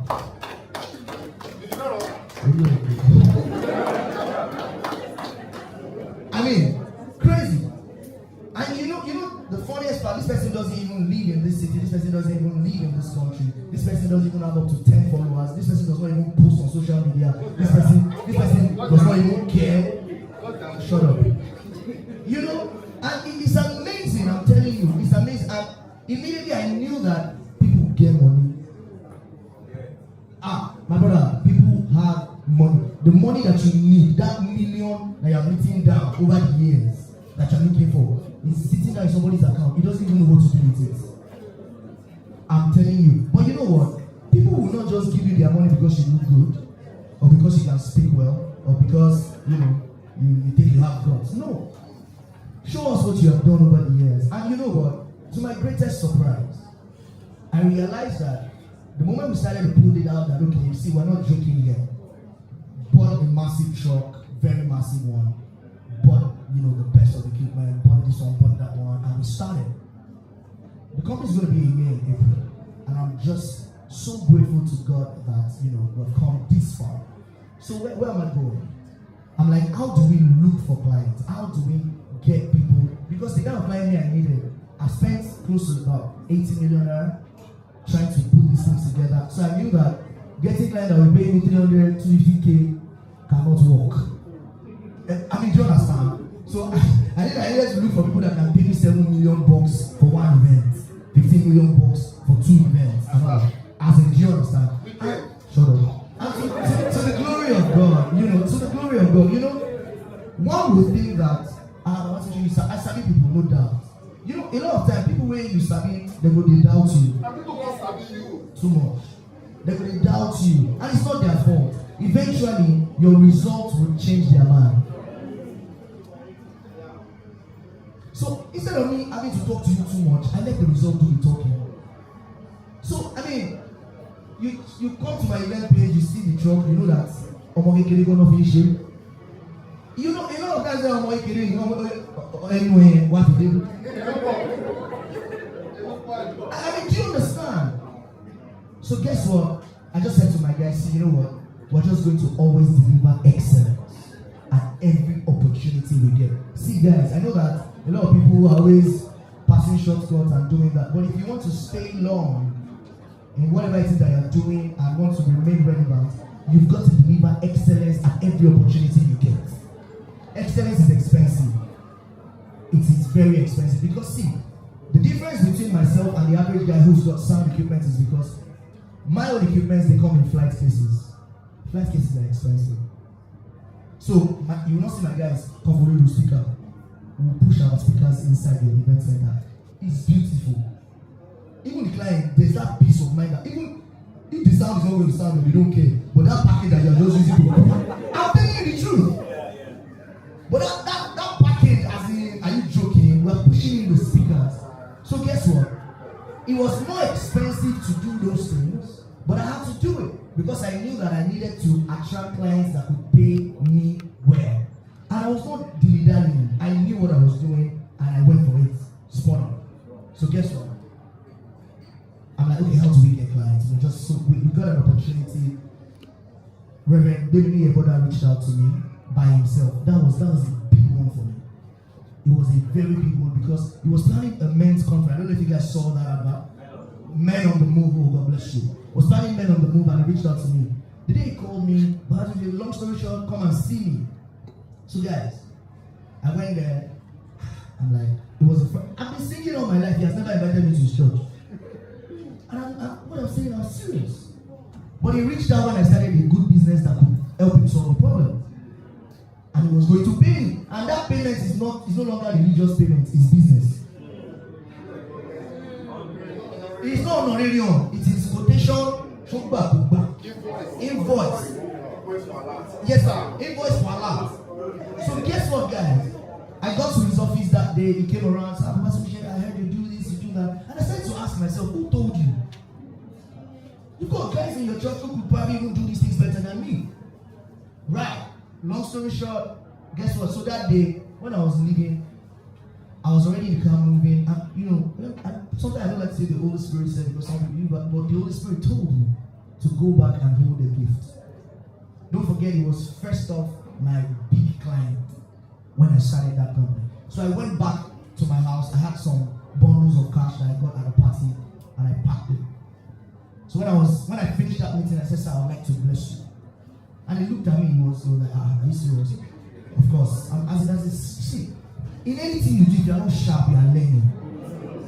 Because first of all, I knew that. See, guess what? I knew that Reverend Eboda could be that client for me that can pay me $15 million. Don't be saying broke. So I knew I needed to access that space big time. Because for him to have reached out himself, it means that he knew what he was doing. Because I tell you the real truth, if he had set up a committee with some guys, they would have said, no, let's use somebody else. Baba Smisha just started. But let me see, the truth of the matter is, you get where you do your thing reach here. Now the decision makers will call you. Maybe the guys will follow. And that's the honest. I was too sure that I needed to eat the decision makers, not the boys where they learn. Because the boys where they learn, first off, they ate my guts and they rather be in my shoes. Honestly, that's the truth. But I knew that I don't pay for your lane, so I'm not interested in talking to you to help me talk to your guy. No, I will do stuff that your guy will see me. Guess what, guys? You are too broke to not be visible. You've got to be visible. I don't know how you want to do it. Probably you want to pay for sponsored ad, you want to do something, you want to reach out to the password and the likes. You just got to be visible because your clients are all over the place. But you know what? You are too busy trying to impress the number of followers you have. No, bro. Your clients probably don't even follow you. I tell you the truth. We just did a job recently for Osun State government. It was Osun Praise. And when I got the call for the job, I'm like, my joke. And they paid me well. Like, paid me well. I told my guy, I said, hey, this is what I'm talking about. Back to remember me, but that, sowed the seed. And immediately, of course, he prayed immediately. And so when I was leaving, I knew that there was a frenzy in his office because I'm sure that he wasn't expecting that I was going to bring a gift. So you know what happened? He sent somebody to give me an hamper. Long story short, said, Baba Smisha, you're doing the job. Sound, screen, lights, everything. He did everything. And he paid me well. He didn't price it. Yeah, I sent the quotation and he did not price it. That weekend, we also did an event for Bishop Oyedepo's son, Isaac Oyedepo. When he reached out to me, so I was scared, like, who told you? But you see, guys, prepared me for how busy we have been. I knew we were going to be busy, but I didn't see it coming that way. From the 1st of December up until this moment that I speak to you, the truck has not come back home. I'm telling you, because we're doing Bella Shmada's event on the 3rd of January. And that's the truth. When Mavis came to Ibadan, let me do the sound. Belashona is coming on the 3rd of January. You all know now. It's my sound. In fact, we have production meeting this evening by 5 p.m. But they don't do this event since now. Why is it now they can't call this time? Excellence. Guess what? So I realized that, like I say, the same people where they do events, where they help package the show, they sabi that they do for Bella too. So when we did that Maven's event, it was Arasta. She came to UI and we did the sound, right? And immediately they said, you're coming up. And we'll charge on 5 million. Come. You understand what I'm saying, Bob? What? See, for me, the truth of the matter is there's money everywhere. There's money everywhere. You just need to create the channel. Exactly. The channel will be saying the money will take flow towards you. Thank you.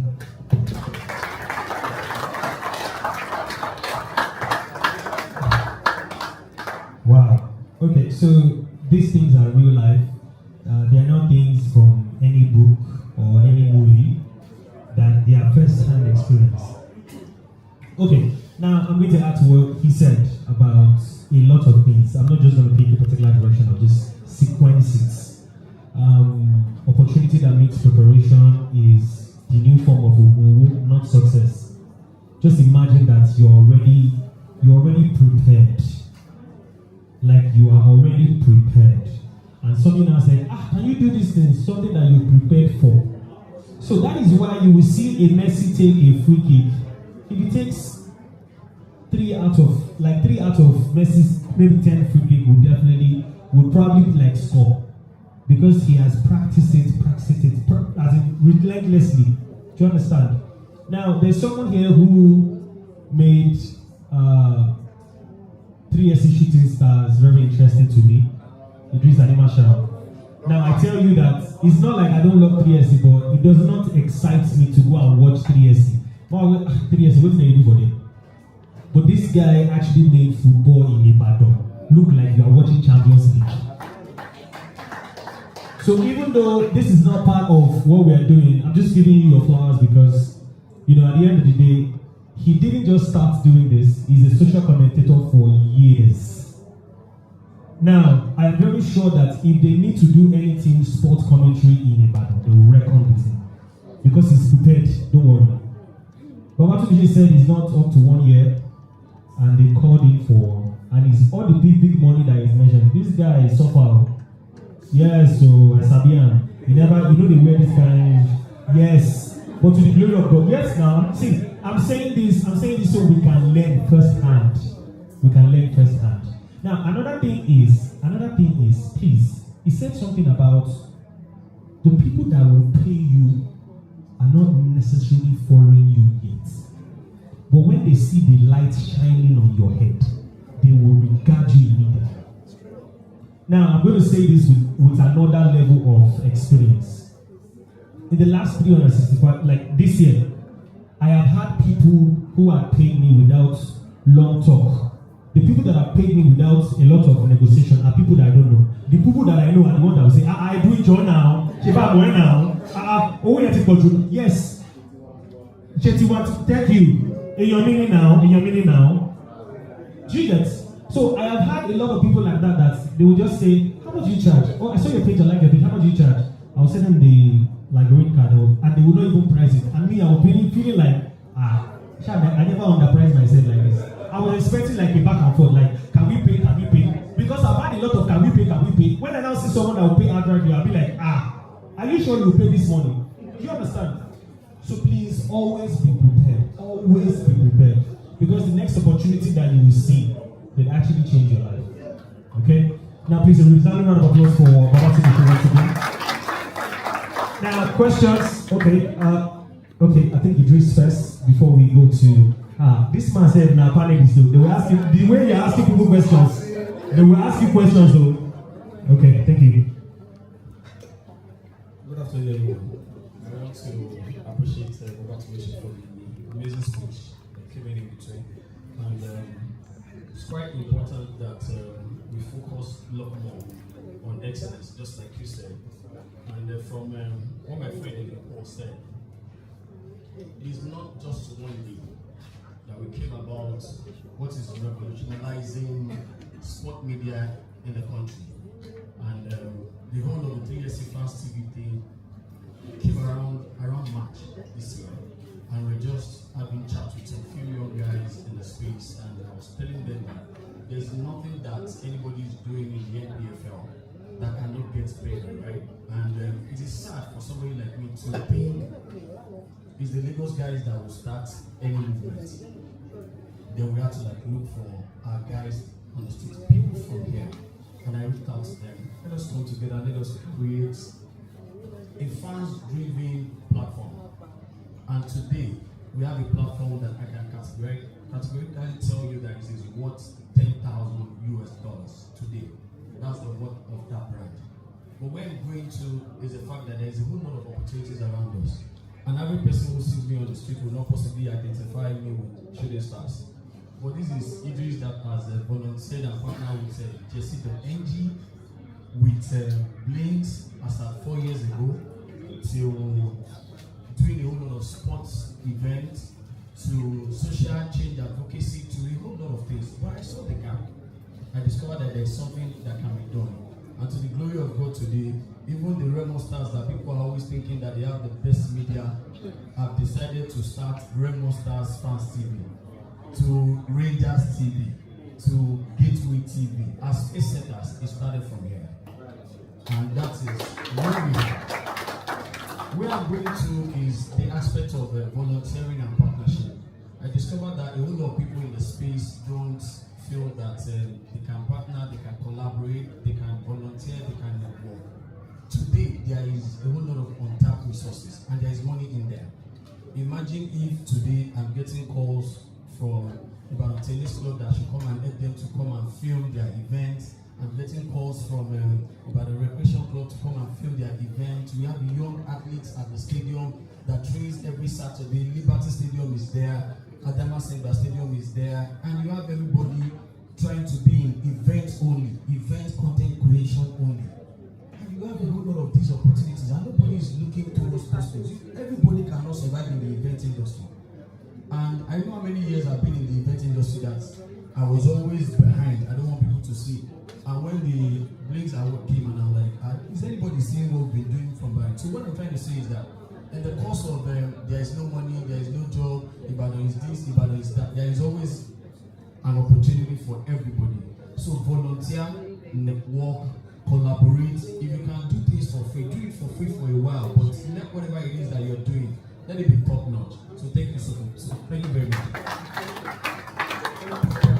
Okay, so I just got inspired to say this as well. Now, Babatuchi said something. I'm sorry, you guys will ask all the questions. I just want to make the conversation very flexible. Deborah. Now, he said he's not, when he started his business, that he wasn't going for people that would say, Baba, I want 2 speakers. 3. No, I said, no. I can't buy equipment of that much and be giving it to random people that want to.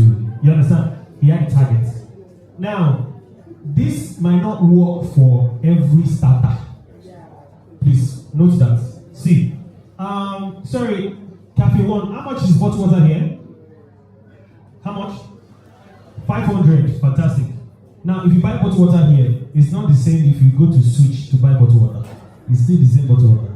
Or if you want to buy it like in the plane, it's still the same bottled water. Inside traffic. Or inside traffic, it is not the same amount, but it's the same bottled water.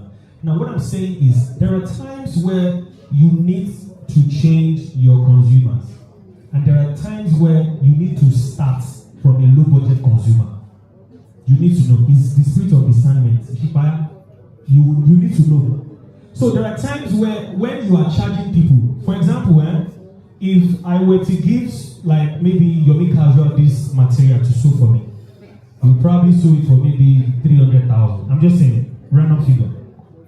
But my personal tailor that is not even the designer. I call him tailor. The tailor that sold this one, if I give him 300,000, I'm expecting maybe nothing less than all my clothes for 2025. Yes!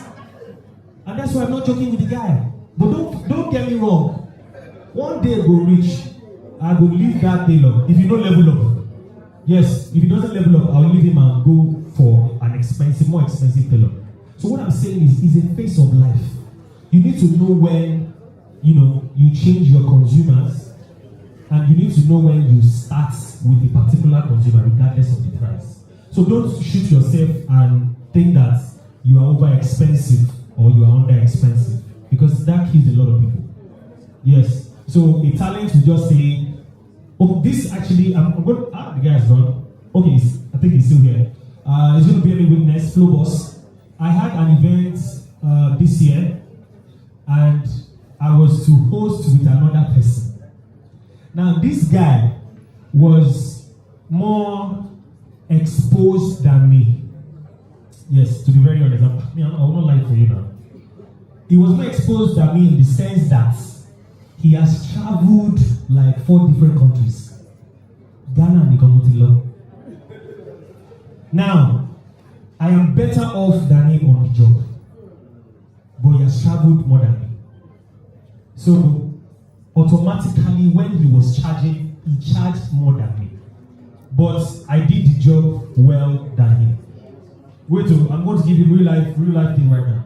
Now, when they now ask me how much would I charge, in my head, I'm like, because it's my friend also, in my head, I'm like, I have to charge what that guy is charging now. You know? I was like, yeah, I will charge what he's charging. What's that? Because I'm practically the person that they will give bulk of the job. I will speak English. I'm going to do crazy. I'm going to do formal. No. It has to be the same amount that guy is charging. So my friend Flow Boss, who is here, now said, bruh, calm down. See, leave that guy first. How much do you think you are worth? Yes, don't lie for yourself. Papa Tumishe didn't lie to himself. Don't worry.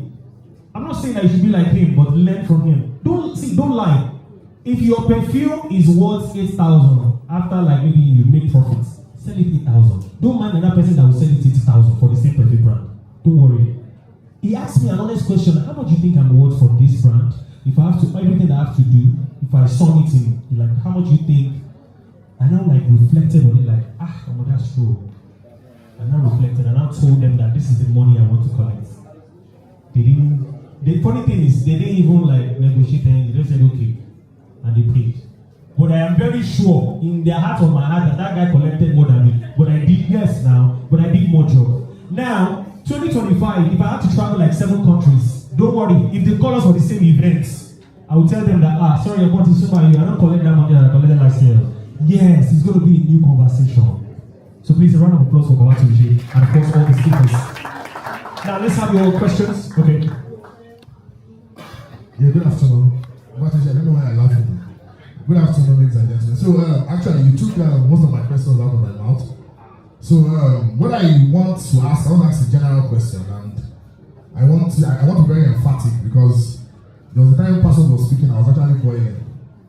Yes, the reason is this, because at least it's not maybe a facade, it's a known fact. I used to be one of the highest spenders of on influencers in Ibadan, because there was a time I did the rollout call of signing 5 influencers together. But I actually want to know, because the way things are going, unless we want to be lying to each other, influencers might start going out of fashion because people are doing their content themselves. Because it's a job for you.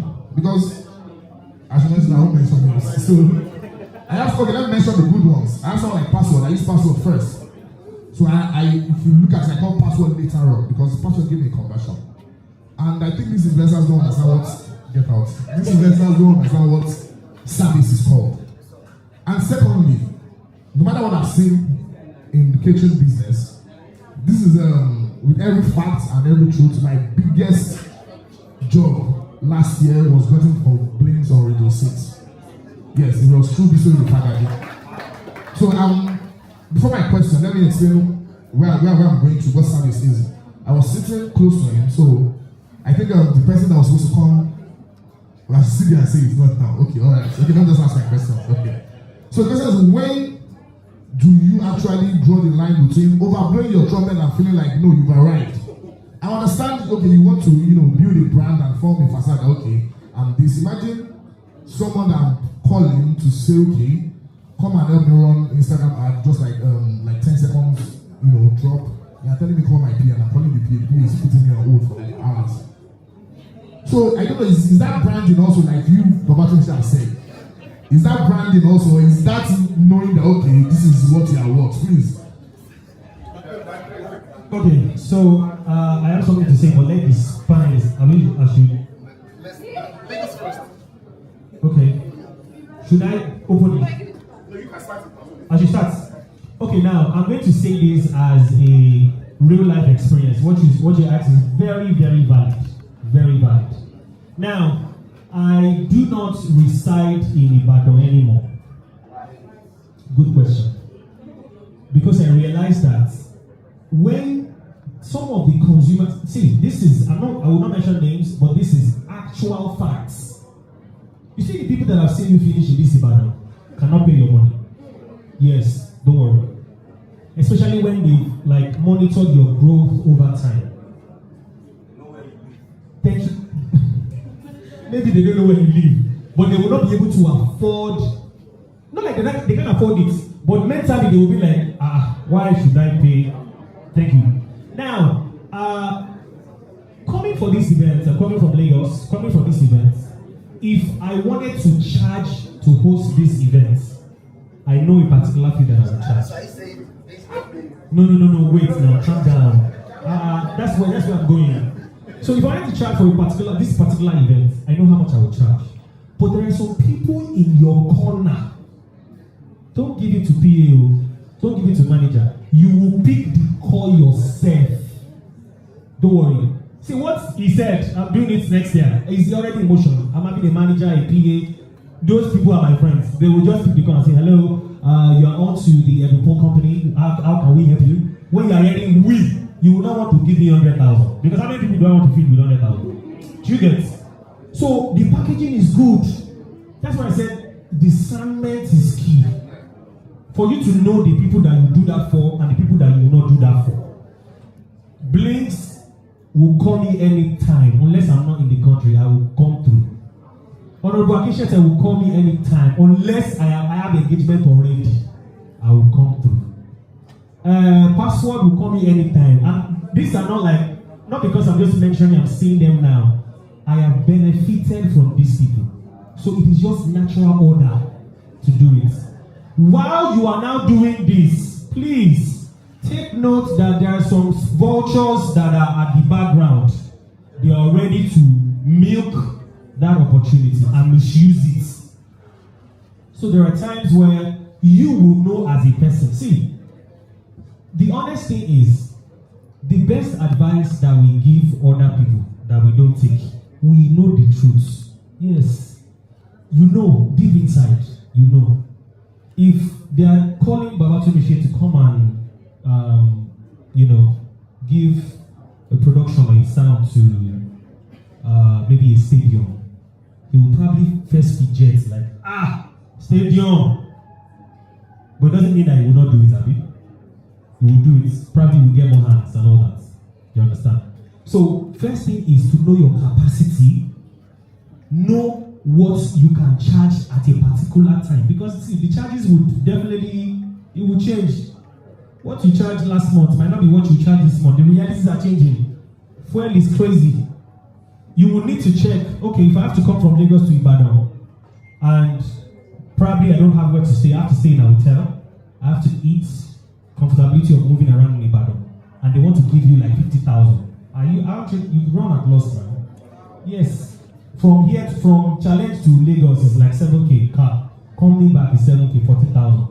From where you are coming from to the park, maybe it's another 4,000. That's 8K. 8K plus 14,000. That's 22,000. You want to sleep in a hotel, maybe 25 or 30K. And they want to give you 50,000. Do you understand? You can't take such jobs. So that is why, whatever services that you have as a person, know that some people would definitely regard it and some people will not be able to afford it. Your service is not meant for everybody. Yeah, that's true. Your service is not meant for everybody. But what you say, sound service is not meant for everybody. Password is. Have you seen password in all the events? No, you will not find you there. They say I used to support them. That's now. If you now create that niche for yourself, they will start calling you names. But get ready. Mind games, won't play with money. Yes, now mind games. They will say you are proud. They say what's that? What? See, So the thing is, when you start to give your own standard, it is this. Okay, I'll say this here. I am probably one of the first sets of hype men in this city that started charging what others can't pay. And because they can't afford me, they will now go to other less hype men. Now I'm saying this now because it's now a thing of pride. I'm not trying to I'm not trying to be boastful of it, but I want to be proud to say this, that at the end of the day, your budget fits a particular service. Yes. So if I want to use my photographer that is here now, and he's saying he charges 300k, and I'm saying, is it not to just snap picture? What? See, there are people like that. Is it not to just talk? Is it not just sound to sound? Is it not, Abby? Until you get a bad sound, you will know. So please, let's leave it to the speakers. I think I've said, bros. Kilo shele na, say side chick le basero. Oh yeah, no, let's go. All right, thank you. Massive shout out to Chef Hook. Thank you, sponsor. Thank you so much, Chef Hook, for giving me your platform to actually express myself. I say this a lot. A lot of influencers don't understand collaboration. Yes, collaboration is two people coming together for a particular, both of them coming together like a synergy to achieve a goal. Now, because they are paying you does not now make it. I have to just give them what I want. That's one. Number two, aside the fact that influencers don't understand collaboration, some other brands too, they don't know what they want. That's why when brands call me, Pastor, please, we need you on board, we want to do this. First thing I'm asking them is, what do you want? I've worked with some brands this year. After delivery of their brief, I'll hear something like, I like the video, but my husband said, but my wife said, but my friend said. I'll be like, is your friend part of this conversation initially? No. But because clients, where they will discuss you, you won't be there to defend yourself. I'll find a way to actually balance it out and ensure you satisfy them. That is one. Number two, having a personal assistant is very good. Someone like me now, my phone has been ringing for the past 1 hour and I sat here. I'm not able to pick. If I had an assistant, it would be easier for me. I'm not able to afford it. Thank you. My experience using middlemen has been sweet. Let me give you a testimony. When I hosted the Golden Pencil Festival, the bag we got from them, I would not be able to mention that money to their CMO, Chief Marketing Officer, that paid in this amount. And even if I did, they might not be able to get it out for me. But because there was an agency between me and them, it was able to come outside. So what I'm trying to say is, speaking with an assistant, like they said, like, good afternoon, this is the manager of so. I don't see it as a totally bad idea. And sometimes it's not coming from a place of pride. Sometimes it's just outsourcing. That is one. Number two, some people don't go straight to the point. So no, I will land. You're mixing the question. Yeah, exactly. You are mixing it out of context. Okay. What I'm saying is this. When do you see, I have a personal assistant. We all have a personal assistant. Because I'm always very busy. But when do you make this having a personal assistant a facade just to below what you are up to, or making it official? I'm trying to sincerely understand you. So what I'm trying to say is, some people are not doing it. I'm not trying to defend them, because my assistants don't pick my call on my behalf. And even if they do, they just tell you that he's busy and will call you back, which I always do. You've not spoken to any of my assistants before. So what I'm trying to now say also is, sometimes some people also don't go straight to the point. What is hello Baba? Then you put it there. Then I'm checking, for example, my phone is on airplane mode now. By the time I turn it on, and I'm seeing 15 messages. The first one is hello Baba, another one is Guy Alpha, third one is Bro Alpha. I've spoken to our manager and he told you, they said you should send your rate card. The other one is saying, bro, this is what we want. Please, when are you available for a meeting? Let's schedule a meeting, physical or virtual. People are going straight to the point and they are saying, how far, guy? How far what? I'll respond to your message, but it will be in the midnight, when I know you are probably sleeping. I always reply to my messages, but I will ensure that I reply to it when you are not available. Because going straight to the point should not be so hard for some people. I'm not saying you. what I'm saying again is, some people see it as packaging. Yeah, I'll round up. Please, just forgive them. If they say, speak to my manager, speak to us that don't have managers. Thank you. Thank you. Okay, now over to Baba Fuji. This discussion, I think, is relative, and it depends on the kind of business that you do, because sometimes the job gets so crazy that you're blaming yourself for not having a PO, and that's the truth, honestly speaking, or a manager, because sometimes, especially in our work, it's the way they perceive you that they pay you. I'm telling you the truth, because it's PR. The way they perceive it, and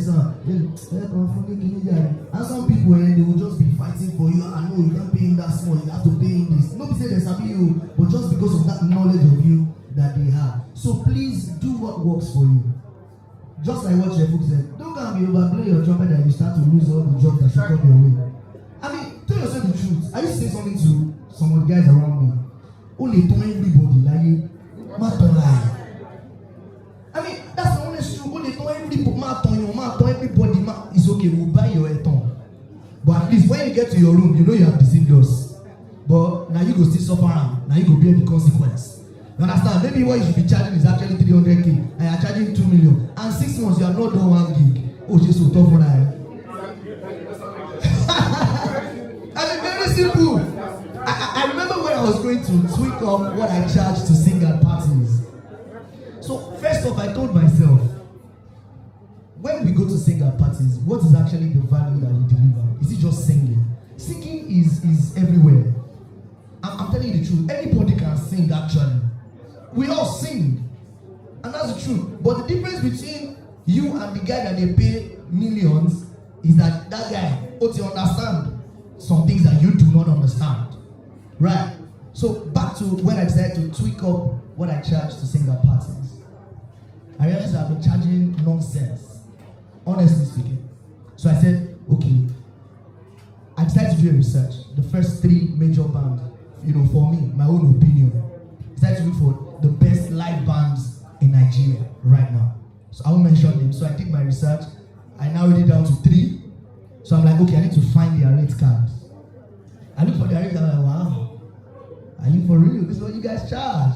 Amazing. So I'm like, okay, I know what you charge now. All right, so I started to follow them. What's the value that you deliver beyond singing? Because, I mean, like I said, guess what?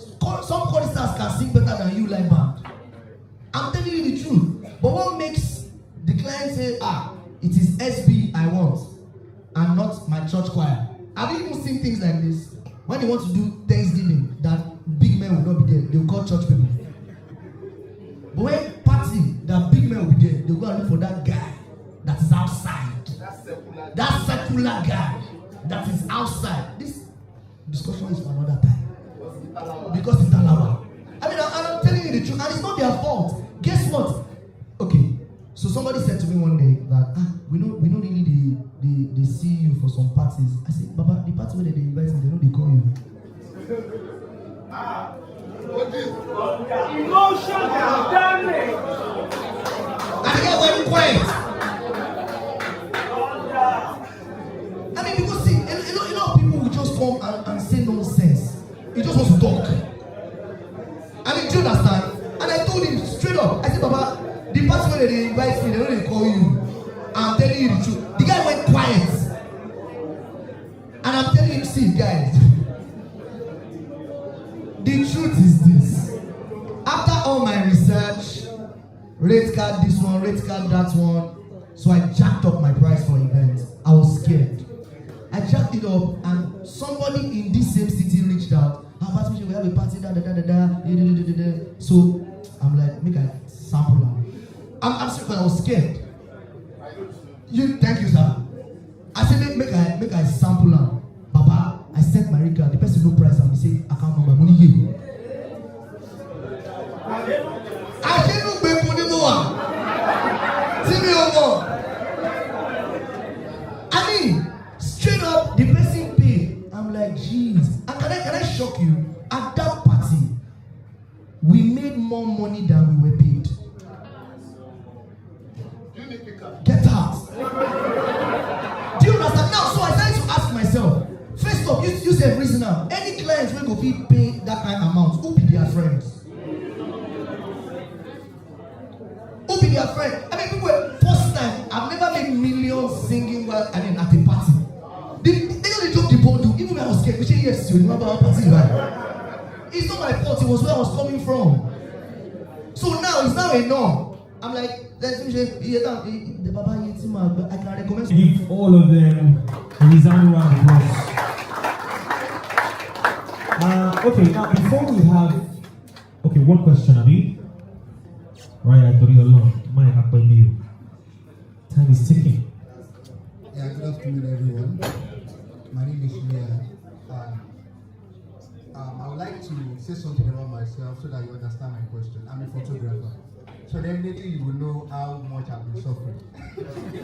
Alright, I would say that in the city of Ibadan, there is no collaboration. What we have in Ibadan is colonization. They colonize people a lot. What do I mean? In the process of you trying to collaborate with people, the way they use creatives in this city is kind of much. My question goes to Password. Yes, sir. And I guess Baba Tumishe can also say something. How do we manage the fact that you want to collaborate with people, you want to try to build up, like you said, but the hand they are stretching towards you is the usage mentality. They want to use you. And Ibadan knows how to use you, and when they need to pay well, they get somebody else. Do you understand? I guess in 2025, a lot of people will have issues with some of us. Yes. So how do we manage the fact that you want to collaborate with people and you don't want to be used and dumped? You can use me, no issue, but don't dump. So how do we manage that line? That's my question. Excuse me. I think we need to first of all put this aside. Before you respond, one of the few things I don't like to hear from people is, this is Ibadan. Whatever it is that you are experiencing is peculiar to a whole lot of other places. It is possibly because of the fact that you've not been there. I can tell you, if you count like about 10 photographers that are actually from this city that has worked with me, collaborate, partner, or whatever, they will tell you a different story. Because it is from one referral to another referral. I know how long I've been trying to, come to the stadium, come and shoot this class. I have my reasons. Whoever has worked with us, partner, volunteer, can testify that it is from one referral to another, because I'll push that job that you've done for free. I'll push it. My photographers are here, people that have volunteered, that has partnered with us in this space. The moment we get any other job that is going to pay, they are the first we're going to refer. So it is about the kind of people you've been working with. And so if you don't want to work with them, say it straight to their face that you are done. Come and work with them. You will see a difference. Okay, so did you get the question from Ryan? Now, regardless of how Password will answer this, I want, in defense of in defense of Ryan, we have, please note, nobody is against anybody. We have different realities. So my reality with Chef Hook is not Honorable Patient is reality with Chef Hook. I tell people that you don't really have bad friends. You can have bad friendship. Yes, the person that is bad to you could be good to another person. So you can have a bad friendship. That is the experience. So the reality is, that's why if somebody say, Ibadan, that is his reality. What the for me? What the party again? Yes. Especially when you're not saying that what you do, you are good at what you do, they are probably underpaying you in Ibadan. And another person that is not even up to your standard is collecting major money. I think that is when you need to move. You can, yes, that's why I said that you need to know when to move to level up to like higher clients, and when to actually need to start off from a low budget clients. So you need to know that. Awesome. All right, thank you. First and foremost, your experience, real photography, is very valid. is RIA because we are rare. Thank you. RIA is RIA. Yeah? So first and foremost, I would also like to say that for you to be used, it means you are useful. That is one. Number one, you are useful because you are used because you are useful. That is one. Number two, while growing, let me use my own POV now. I did a lot of, I will not call it free jobs. I did a lot of investment in my portfolio because of where I knew I was going. Let me say this. I worked with Guinness this year. And when they reached out to me, I think someone referred, they did not tell me. But when they reached out to me, it was because of what they saw in my portfolio, what they've seen me do. It was Guinness' job that brought John Vent's job.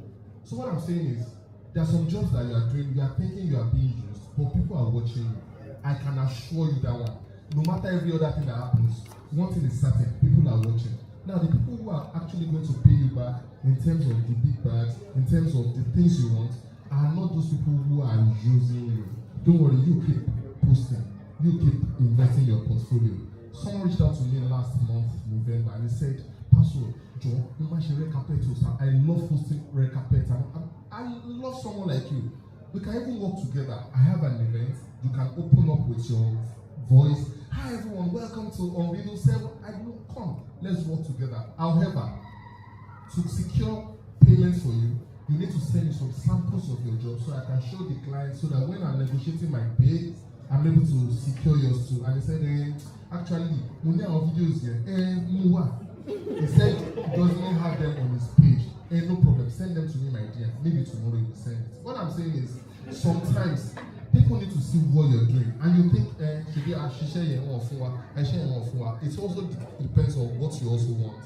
While you are saying collaboration, and you are thinking you are used, it means you are not drawing a line, meeting in the middle. You know why?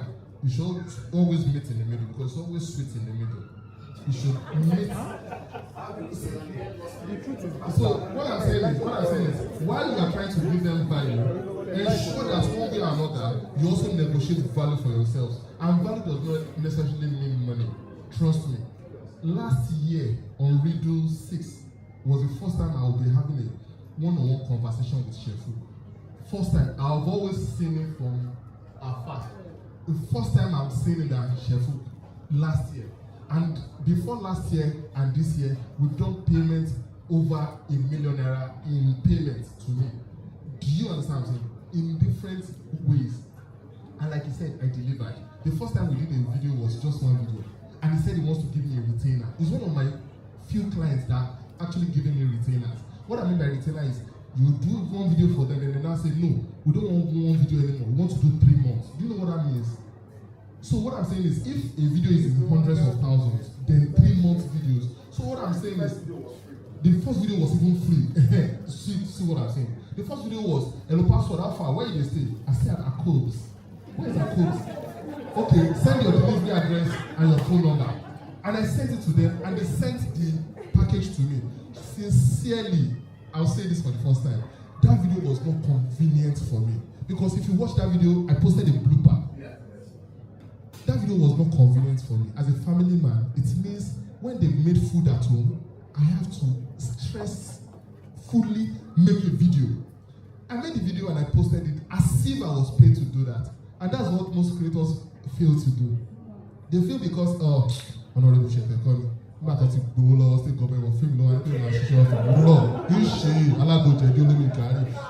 knowing that if you do that job well for Ministry of Housing, Ministry of Lands, we see it and say, Honorable Chef, I'm going to manage there.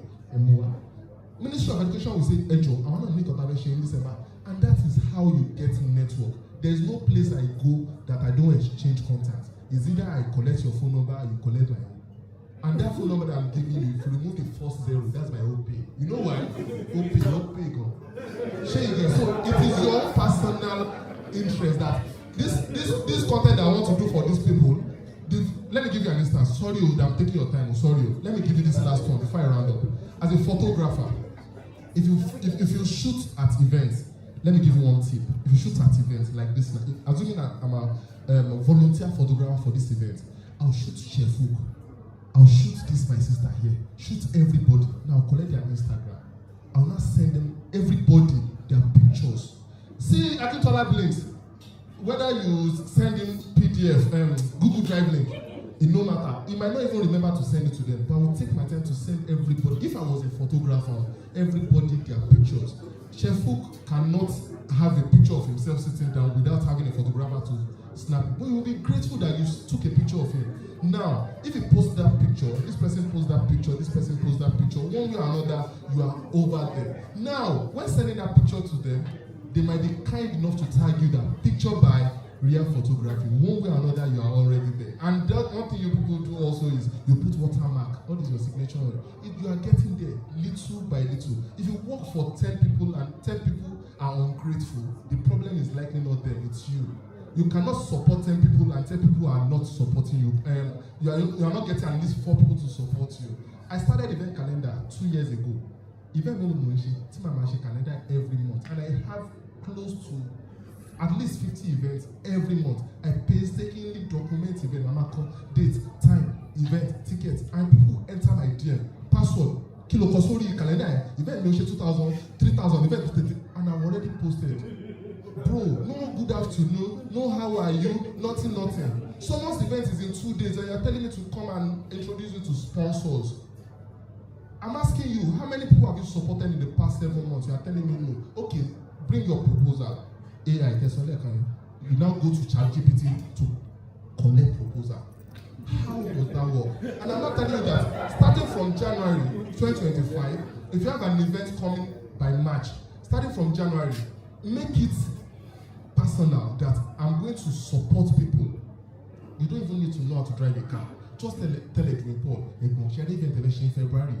I'm 10,000 radio station, and radio tour. People need human support.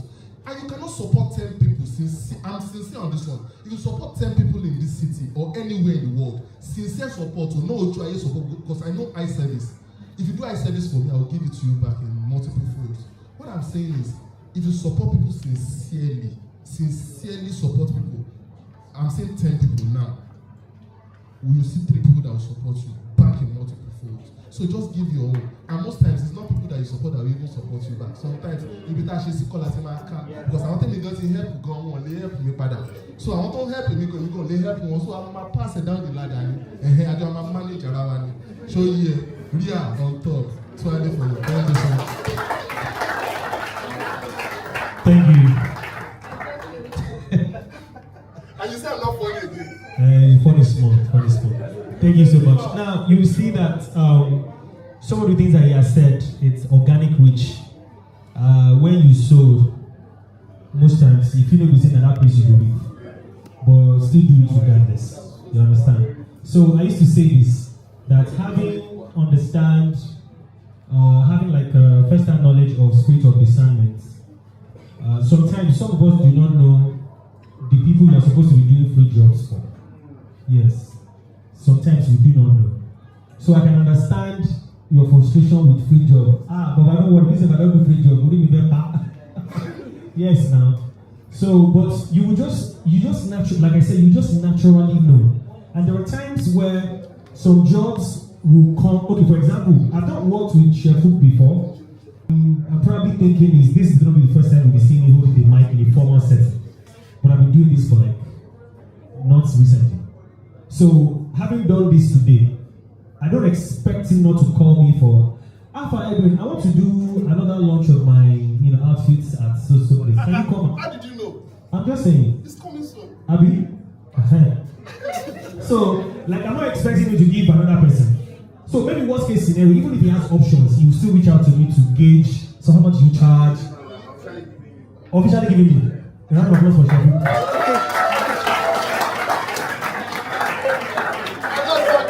Laura Konsha, speak up.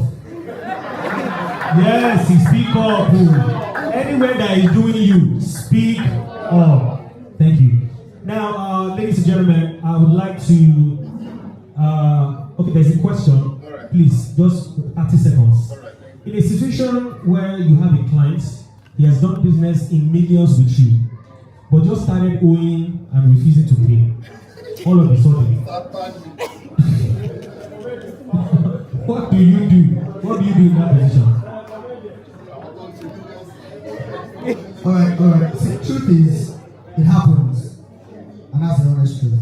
I remember some guy was talking to me, part of some government, and he said, I'm a friendship on my jelly, winning your shit. Straight up. He said, I don't understand, I'm a friendship on my jelly, share one. I said, the guy they tell me it's in full chest. But you know what? This person says, you have done business with this particular client for many years, and I mean in millions. You need to find how to manage such a client. I'm telling you the truth. I have clients that they see they owe me, no doubt. But we they just like say they know they owe me. The day where I go ask for my money, they no go get choice, they will pay. And I've seen clients that they will owe you for some time and by themselves they will pay. I'm telling you, so you need to find, especially when they're about to give you another one. Maybe sometimes, and you see, maybe, but a lot of times, it's necessarily not like that. You know your clients, right? Like I said, we did a job for Osun State government, and I was scared at first because when I charged them, I went back and forth, we ate it, we nailed it. So they come first pay half. I can't be fair. Honestly, I can't be fair because government, I won't fight them. No, how do you know? I have never known.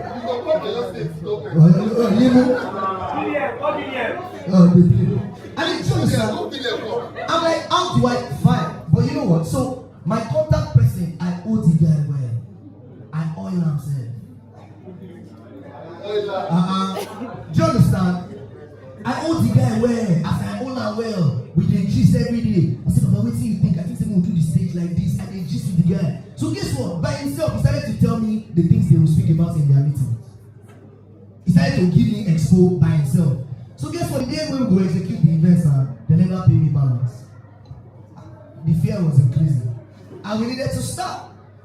So 3 days, we don't move, truck don't reach Oshogbo, we don't dey set up. I can't call the guy, no matter my balance, they did the quotation say 8%, you know, 7% before we start the event. The guy said, Baba, no worry. I said, the last time I heard no worry. So guess what? We moved everything to Oshogbo, they all came, we had a meeting, this is what we're doing. So I put the guy to one side. I said, Baba, so Baba, no worry. No worry. And can I be honest with you? While the event was, we had to start, I used my money to buy diesel. Because it was the first time they were giving me, they've been doing this thing for 9 years. I don't know, they saw it, they call me. Now. So you think, say, the guy know they do it for 9 years is stupid? It's not stupid now. It's not good. It can't be invented. But what's it concerning? I'll use excellence finish you wrong. Do you understand? Long story short, understand your client. There are some clients that are very stubborn. Understand your client, and it's relative. You just understand your client, know how to map. Person will not do business in millions with you. You don't want to move mad with such a client. And that's the truth. And another thing is this: some clients may say they're going to pay you cheap. 2 years down the line, if you pay you the kind of money we never seen before. So manage your clients. Thank you. Okay, to wrap things up finally, with respect to what you said, so there are times where some people can actually owe you. You've done business with them before, they will eventually pay you. Now, do you know that I pray that you don't meet such people? This particular people I'm about to tell you. There are some people that would negotiate on your behalf. May you not meet such people. Now, wait till they will under-negotiate for you. Real life. So, this year, I did like some modifications with my event plan, some of my event planners. I know there are some event planners that when I work with them, don't worry, I will collect my money maybe in 2 weeks or 3 weeks. There are some event planners that will pay me outrightly because they know that I will get the job done. But this particular event planner, he will just say, pay him this. I swear. So at the time I was just doing it. Don't worry, I just woke up one day and I said, Ma, the money you are saying that I should pay me, I'm not collecting that money. It was like everyone I said, no, I don't charge that, man. Sorry. The reality of it, and it was when fuel was, I think, from 600 or 700 to 1,000 something. So I said, ma, what you are negotiating is not my identity again, please. I swear, she was very angry. She didn't talk to me for like 2 months. But you know, if God did for you, know how they will find you. The woman now said, okay, they're asking you, send your rate card. She doesn't have a choice. Because the set of people that she wants to use might not necessarily get her what she wants or satisfy her clients. So please, ladies and gentlemen, one more time, please let me appreciate all the... Now, in the dynamics of things, we have a special someone, obviously all of them are special, who is actually going to contribute to what we've been saying. She has been here and she's like, yo, you guys have been talking a whole lot. What's going on? Please, ladies and gentlemen, if your hands are not too busy, I'd like to call her up on the stage. Queen Timmy, talk by Rebecca Owoko, all the way from Lagos. Please appreciate her. She's loaded.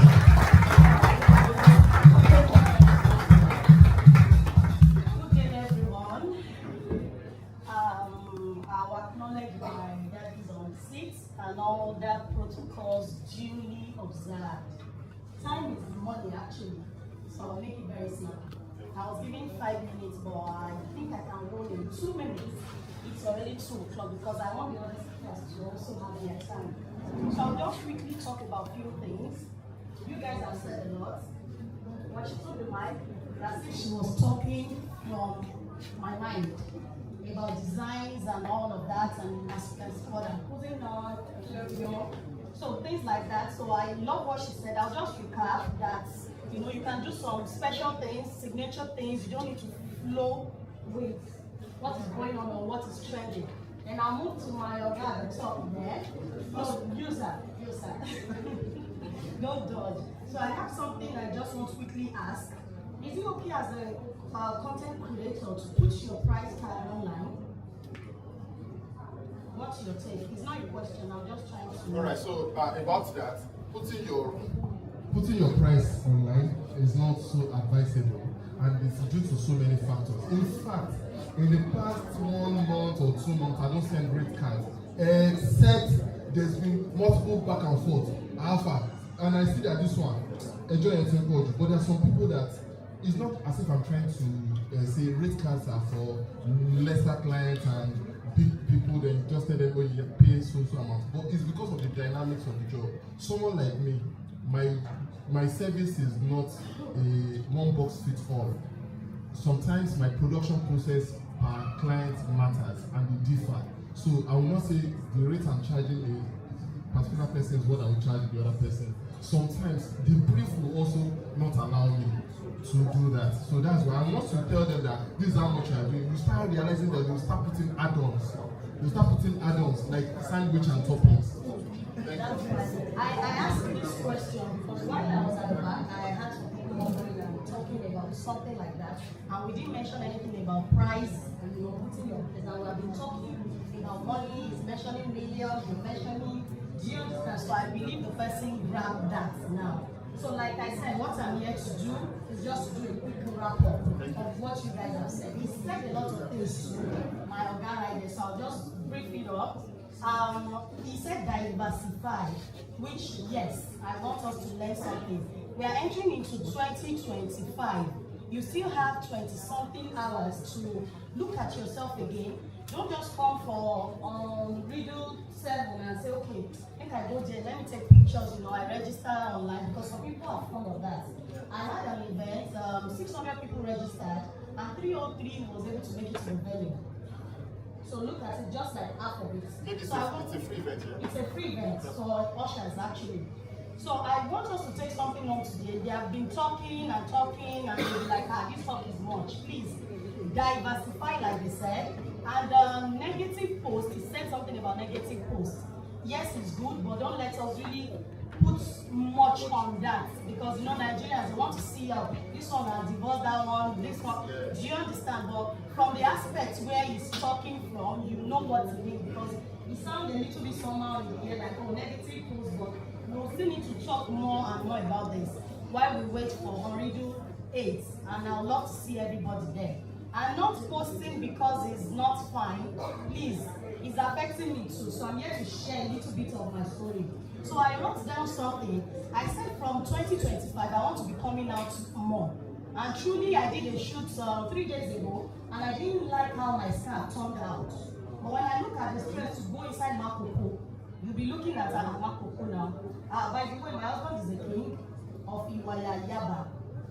And I look at it, why would I go to Via, Ikoyi, so that they'll say I have Caesar B. Do you understand? So I try to, not because of price now, let me tell you, because we climbed this parkour step to land upstairs, and there's an AC, there's everything looks demure up there. And you'll be like, oh, inside the same Makoko. I don't know if most of us know Makoko is a water area like that. So what am I trying to say?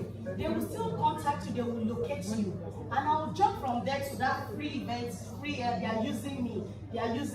I used to be like that too. I'm an event planner actually before I now became a queen, where I want to encourage people like this, talk to them, just collaborate, which is my thing. I love to collaborate. Anywhere you go, try to talk to people, this is what I do. And you mentioned something, when you take pictures, this is for photographers now. Try and get the person's contact. I see Lagos Gist doing that thing, and I want Ibadan too, to really come out very well that way. I was born here in Ibadan, actually. I went to St. Louis Grammar School before I moved to Paris. So I want us to do that thing. They will take your picture, take your Instagram, what have you, and all of that, and they tag you. That is part of collaboration too.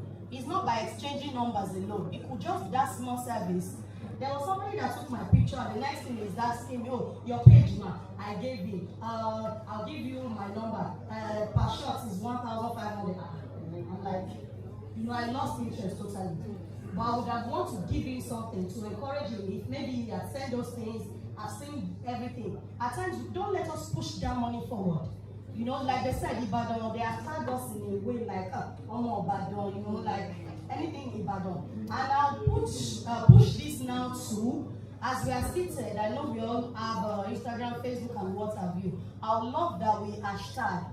You can snap anything, snap the flyer, snap the bag, snap the stage, hashtag Unriddle, and put it out there. It starts from there. It starts from little things like this. Yes, you are taking your picture, you want to be fine, let them see background, because I have people that all they want to do, go to events, snap pictures. No. Hashtag things as content creator. And what is the motion here saying? Solve, connect, and what again? We are not talking, are we tired? So can you say to somebody beside you, those 3 things you are saying there? Solve, connect, and engage. So let us engage. That's just it. Just take that thing and say you want to engage. And hashtag everything. I have more things to say here, but like I said, I didn't want to use much time. I think I've been able to give you something to look up to for 2025, to come out more. I'm a very shy person before too. I'll say I don't want to post. My trouser, one leg is not touching the other one. It doesn't matter now. It doesn't matter. People will not even see that part. Come out more. And my lip gloss up is dry, down is no. Let it be there. They won't see it, but one day it will click to their head, and it has happened to me several times. I'll just remember one guy. Oh, that guy. Okay, let me call him. Let him do this for me. Excuse me. And I'll do another example now. Say something. There's this guy. He makes cap for my husband. I'll tell you now that he has like 5 other kings on his payroll, and he was doing just cap, regular cap, one somebody somewhere, and he was able. My husband was able to link him, even though he collects peanuts. At times he would even say, "Carlos, don't worry, don't pay me." Now he has been able to link to somebody. So don't say they are using you. Don't say I'm not shopping or they didn't even give me Christmas pack. Those things happen. Those are human things. But grace again, they say what? It will take you far, far, far away. So I'll just wrap it up there. By next year you'll be seeing more of me. They'll be able to spread wings more. And ladies and gentlemen, you can do better for all the speakers as well. Please don't have a seat. Thank you. Please get out. Get out. We have used you. You are very useful. We have used you because you are very useful. Thank you. Okay. Now, before we go to the second session, and I can tell you that Chef Hook, amongst other speakers, are itching to say something. You are going to be loaded today. I am very sure. Now, I'm going to call on the convener. Akintola Blinks. He's got something special. Are we good? Okay. So, ladies and gentlemen, we have a short presentation. Okay. Now, before we get into that, I would like to call on.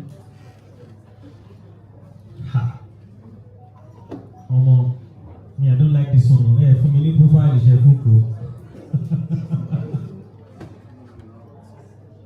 Okay. So, first things first, we'd like to present something that is definitely priceless to our panelists who have actually spoken today. And first thing, we'd like to call on Babatunde, CEO, BBT Events. Please, a round of applause for Babatunde.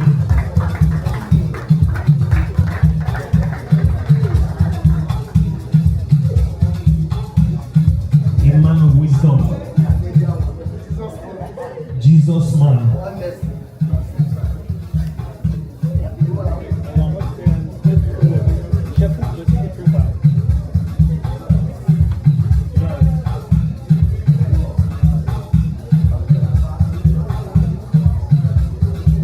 Thank you so much. And next on it's the delectable, beautiful Olivia. Please come for this one. Thank you so much for sharing your knowledge with us. We appreciate you.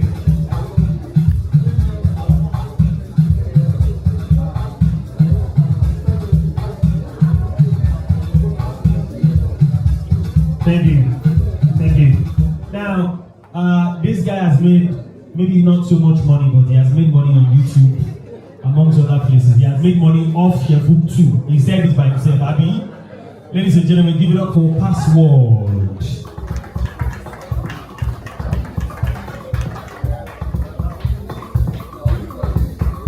Hello, Shelley. My bag in here for my lolly now. Or go white or black.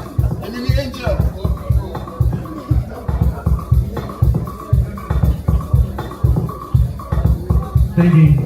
Thank you. Alright, can you see this? John. Okay, now we have another session in a bit, and of course I'm going to call on my brother.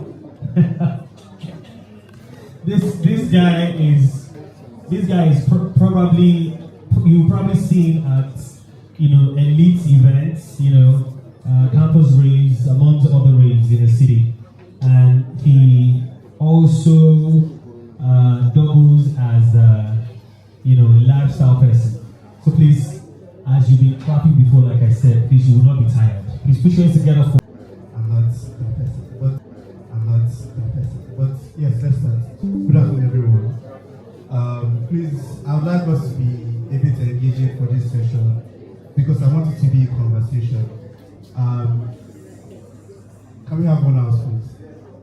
All right. So, good afternoon, everyone. We're going to be cooking up something special with Chef Hook. Is someone that does not just cook food. He also cooks ideas for change. We'll talk about a number of things from technology, environmental sustainability, and also social impact. He will be sharing with us some recipes. He will be sharing us some recipes about success before, with, and after Unriddle 6. If our hands are not too busy, can you please welcome Chef?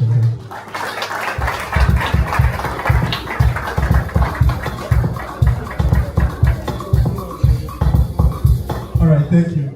Before we start, I have a question. I have two questions actually. One is for Chef Hook and one is for the audience. I want you to turn to someone sitting beside you and introduce yourself. And after introducing yourself, you tell somebody, the person that you introduce yourself to, your favorite food. And not necessarily favorite food, is a food that you can eat for the rest of the, like rest of the time, there's just one food that you eat for your life. Just tell the person that. So let's do that for like 1 minute, and then I'm going to ask any random thing. So let's just do that.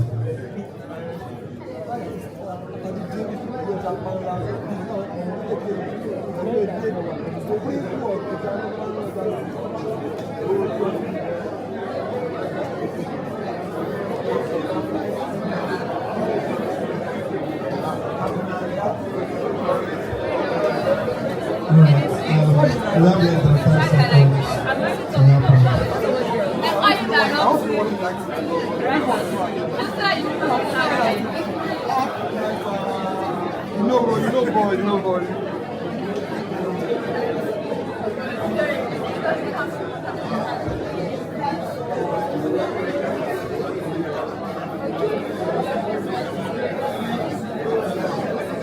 Alright, thank you very much everyone.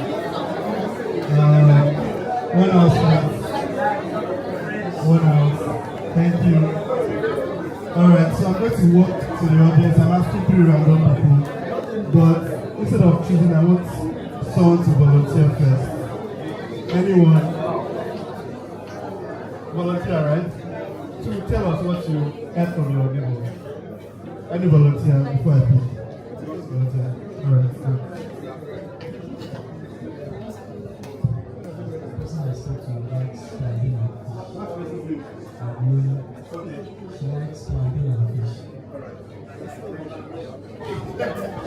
Alright, thank you very much. Sir.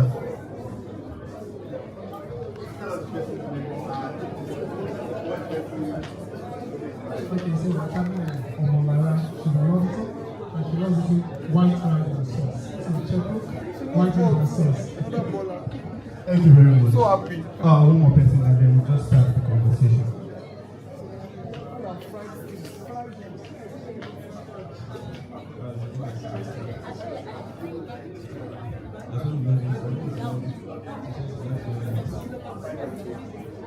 Alright, I think rice is very I said rice.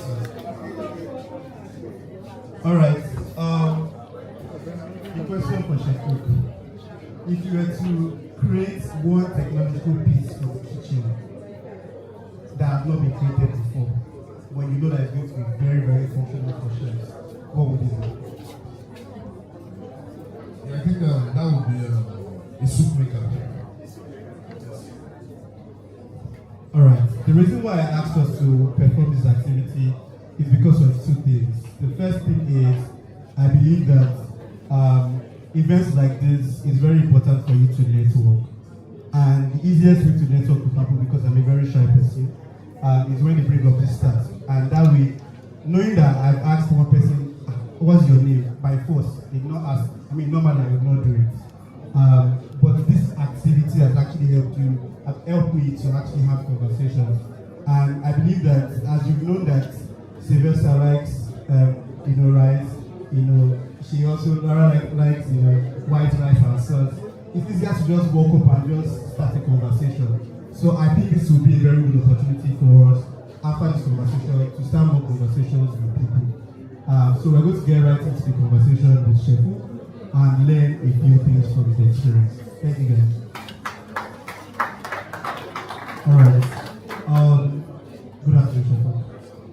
I want you to tell us about your brand. I know we did not do a grand introduction, and the reason why I did not personally want to do that is because I don't want you to introduce what we can always see online. Everybody can type Chef. If you type Chef, you see him on multiple newspapers, you see him in magazines, you see him in newsletters, you see his Instagram page because he's a very vocal person. But I want you to tell us about the brand that he's building for himself and tell us from a very personal point of view. That way we can all relate to his story much more better. So check it. Thank you very much. Well, like you said, if I'm going to start from a personal perspective, my government name is Abdulazak Tawar. So at least I think I'm putting that out. So my brand name is Chef Hook. So basically what I do, I would like to say I'm a restaurateur and a culinary instructor. So I have a greenhouse, I run a restaurant, I have a culinary school, and I have a kitchen company, which is, I think that is the most, the one that is majorly out there. So that's basically what I do. Basically, I think I call myself a culinary connoisseur because I encompass everything that has to do with food. So basically, that's what I do. Okay, great. Thank you very much. Like I said earlier, we want to understand your success before Unriddle 6. So, in 1 minute or so, can we just talk about that? Okay, let me get success before Unriddle 6, or does it flow into after Unriddle 6? Let's just start with that first. Okay, so my success before Unriddle 6, I'm someone that moved in from Lagos. So I moved in from Lagos and coming to Ibadan. So the idea of living in Lagos was I felt Lagos was oversaturated. I was looking for a place where I could, showcase what I had and showcase what my craft is. I showcase what my craft is, but my major reason was not lying to yourself because I knew Lagos was oversaturated with lots of chefs. It does not necessarily mean they are better than me or they could do better than what I did, but the thing is, you need to know that it's just like, let me give you an example. If you are very familiar with catfish, when you have catfish in a pond and you have so much of them in the pond, what happens? They start doing what? I don't think, is anybody that knows? Exactly, so they start eating themselves. So, yeah, that's when they are hungry. So, exactly, so that was how the pond of Lagos was. We were all hungry to achieve success, and we were all in a very small pond where everybody was, fighting for competition. So, you get to the point where we start eating ourselves. So rather than not eating someone or not to get eaten, so I moved down to Ibadan. So coming to Ibadan was successful at first because when you're in a new environment and you're in a new pond and there's this affluence, just like throwing a goldfish into an aquarium. So it's always very flashy at first. So if you notice an aquarium that you don't wash, that you don't take care of, the goldfish starts getting dull. So what does the goldfish do? The goldfish now sheds an enzyme called endorphin, to clean. So I'm in the presence of my endorphin. So the goldfish shining, and I'm experiencing a lot in Ibadan that I don't even think I want to divulge it because I started laughing. Because it was a different ball game for me because I had lived in Lagos, done business in Lagos for like 2 decades, coming to Ibadan. So I was coming with the mentality of a Lagos boy. I buy a relationship. So Ibadan showed me a different form of shaking. But the stage I am today was a lesson for me because I now found out that every environment has something that is very peculiar to it.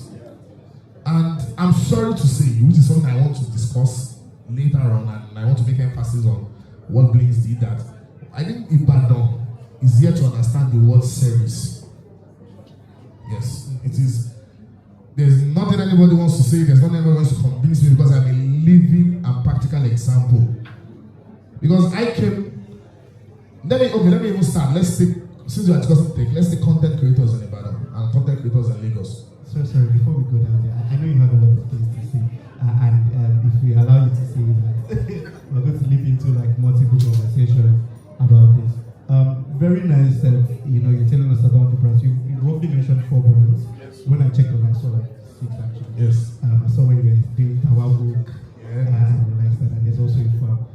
Which is very, very important for me to discuss right now. So, we're looking at your growth, and because we're having Unriddle 7, I don't want us to diversify and talk about it about things. With Unriddle 7, I mean, you came as a panelist, also a speaker on Unriddle 6. What was that like for you, and how did it help you evolve your career? Okay, I don't know if what's it called. I don't know if you believe in so much in spirituality. I'm a Muslim, but so allow me to say this. I'm going to say Wallahi Tallahi, Unriddle 6 was one of the best things that happened to me in Ibadan. It's not getting saying. So I'll tell you a very short story. So when Akitola Blings called me for Unriddle 6, it was like, come to me, I said, speak at an Ibadan event. I don't really. And I think to an extent, Akitola studied me to like, and he it was like, you're not only speaking, Ewa Taja, when I will come. So I was going to say at the event that I will come. So he called me to the event. So where I'm being particular, this is where service comes in. When they called me to the event, I spoke at my own session, and I was rushing to another event. Akitola now called me, okay, there's someone that wants to speak that actually missed his flight. That can I join the panelists? I think that was the Akitola. That was the panel. that was the panel of Dr. and engineer and hello? Yeah. So that was the panel of that was the panel of Dr. Agade and engineer Adam Adepo. So as we were speaking, now okay, I heard what to talk about.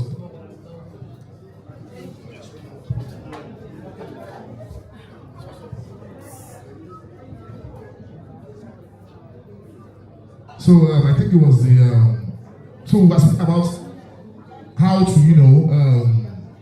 I can't remember the topic of the last do you still remember? I think that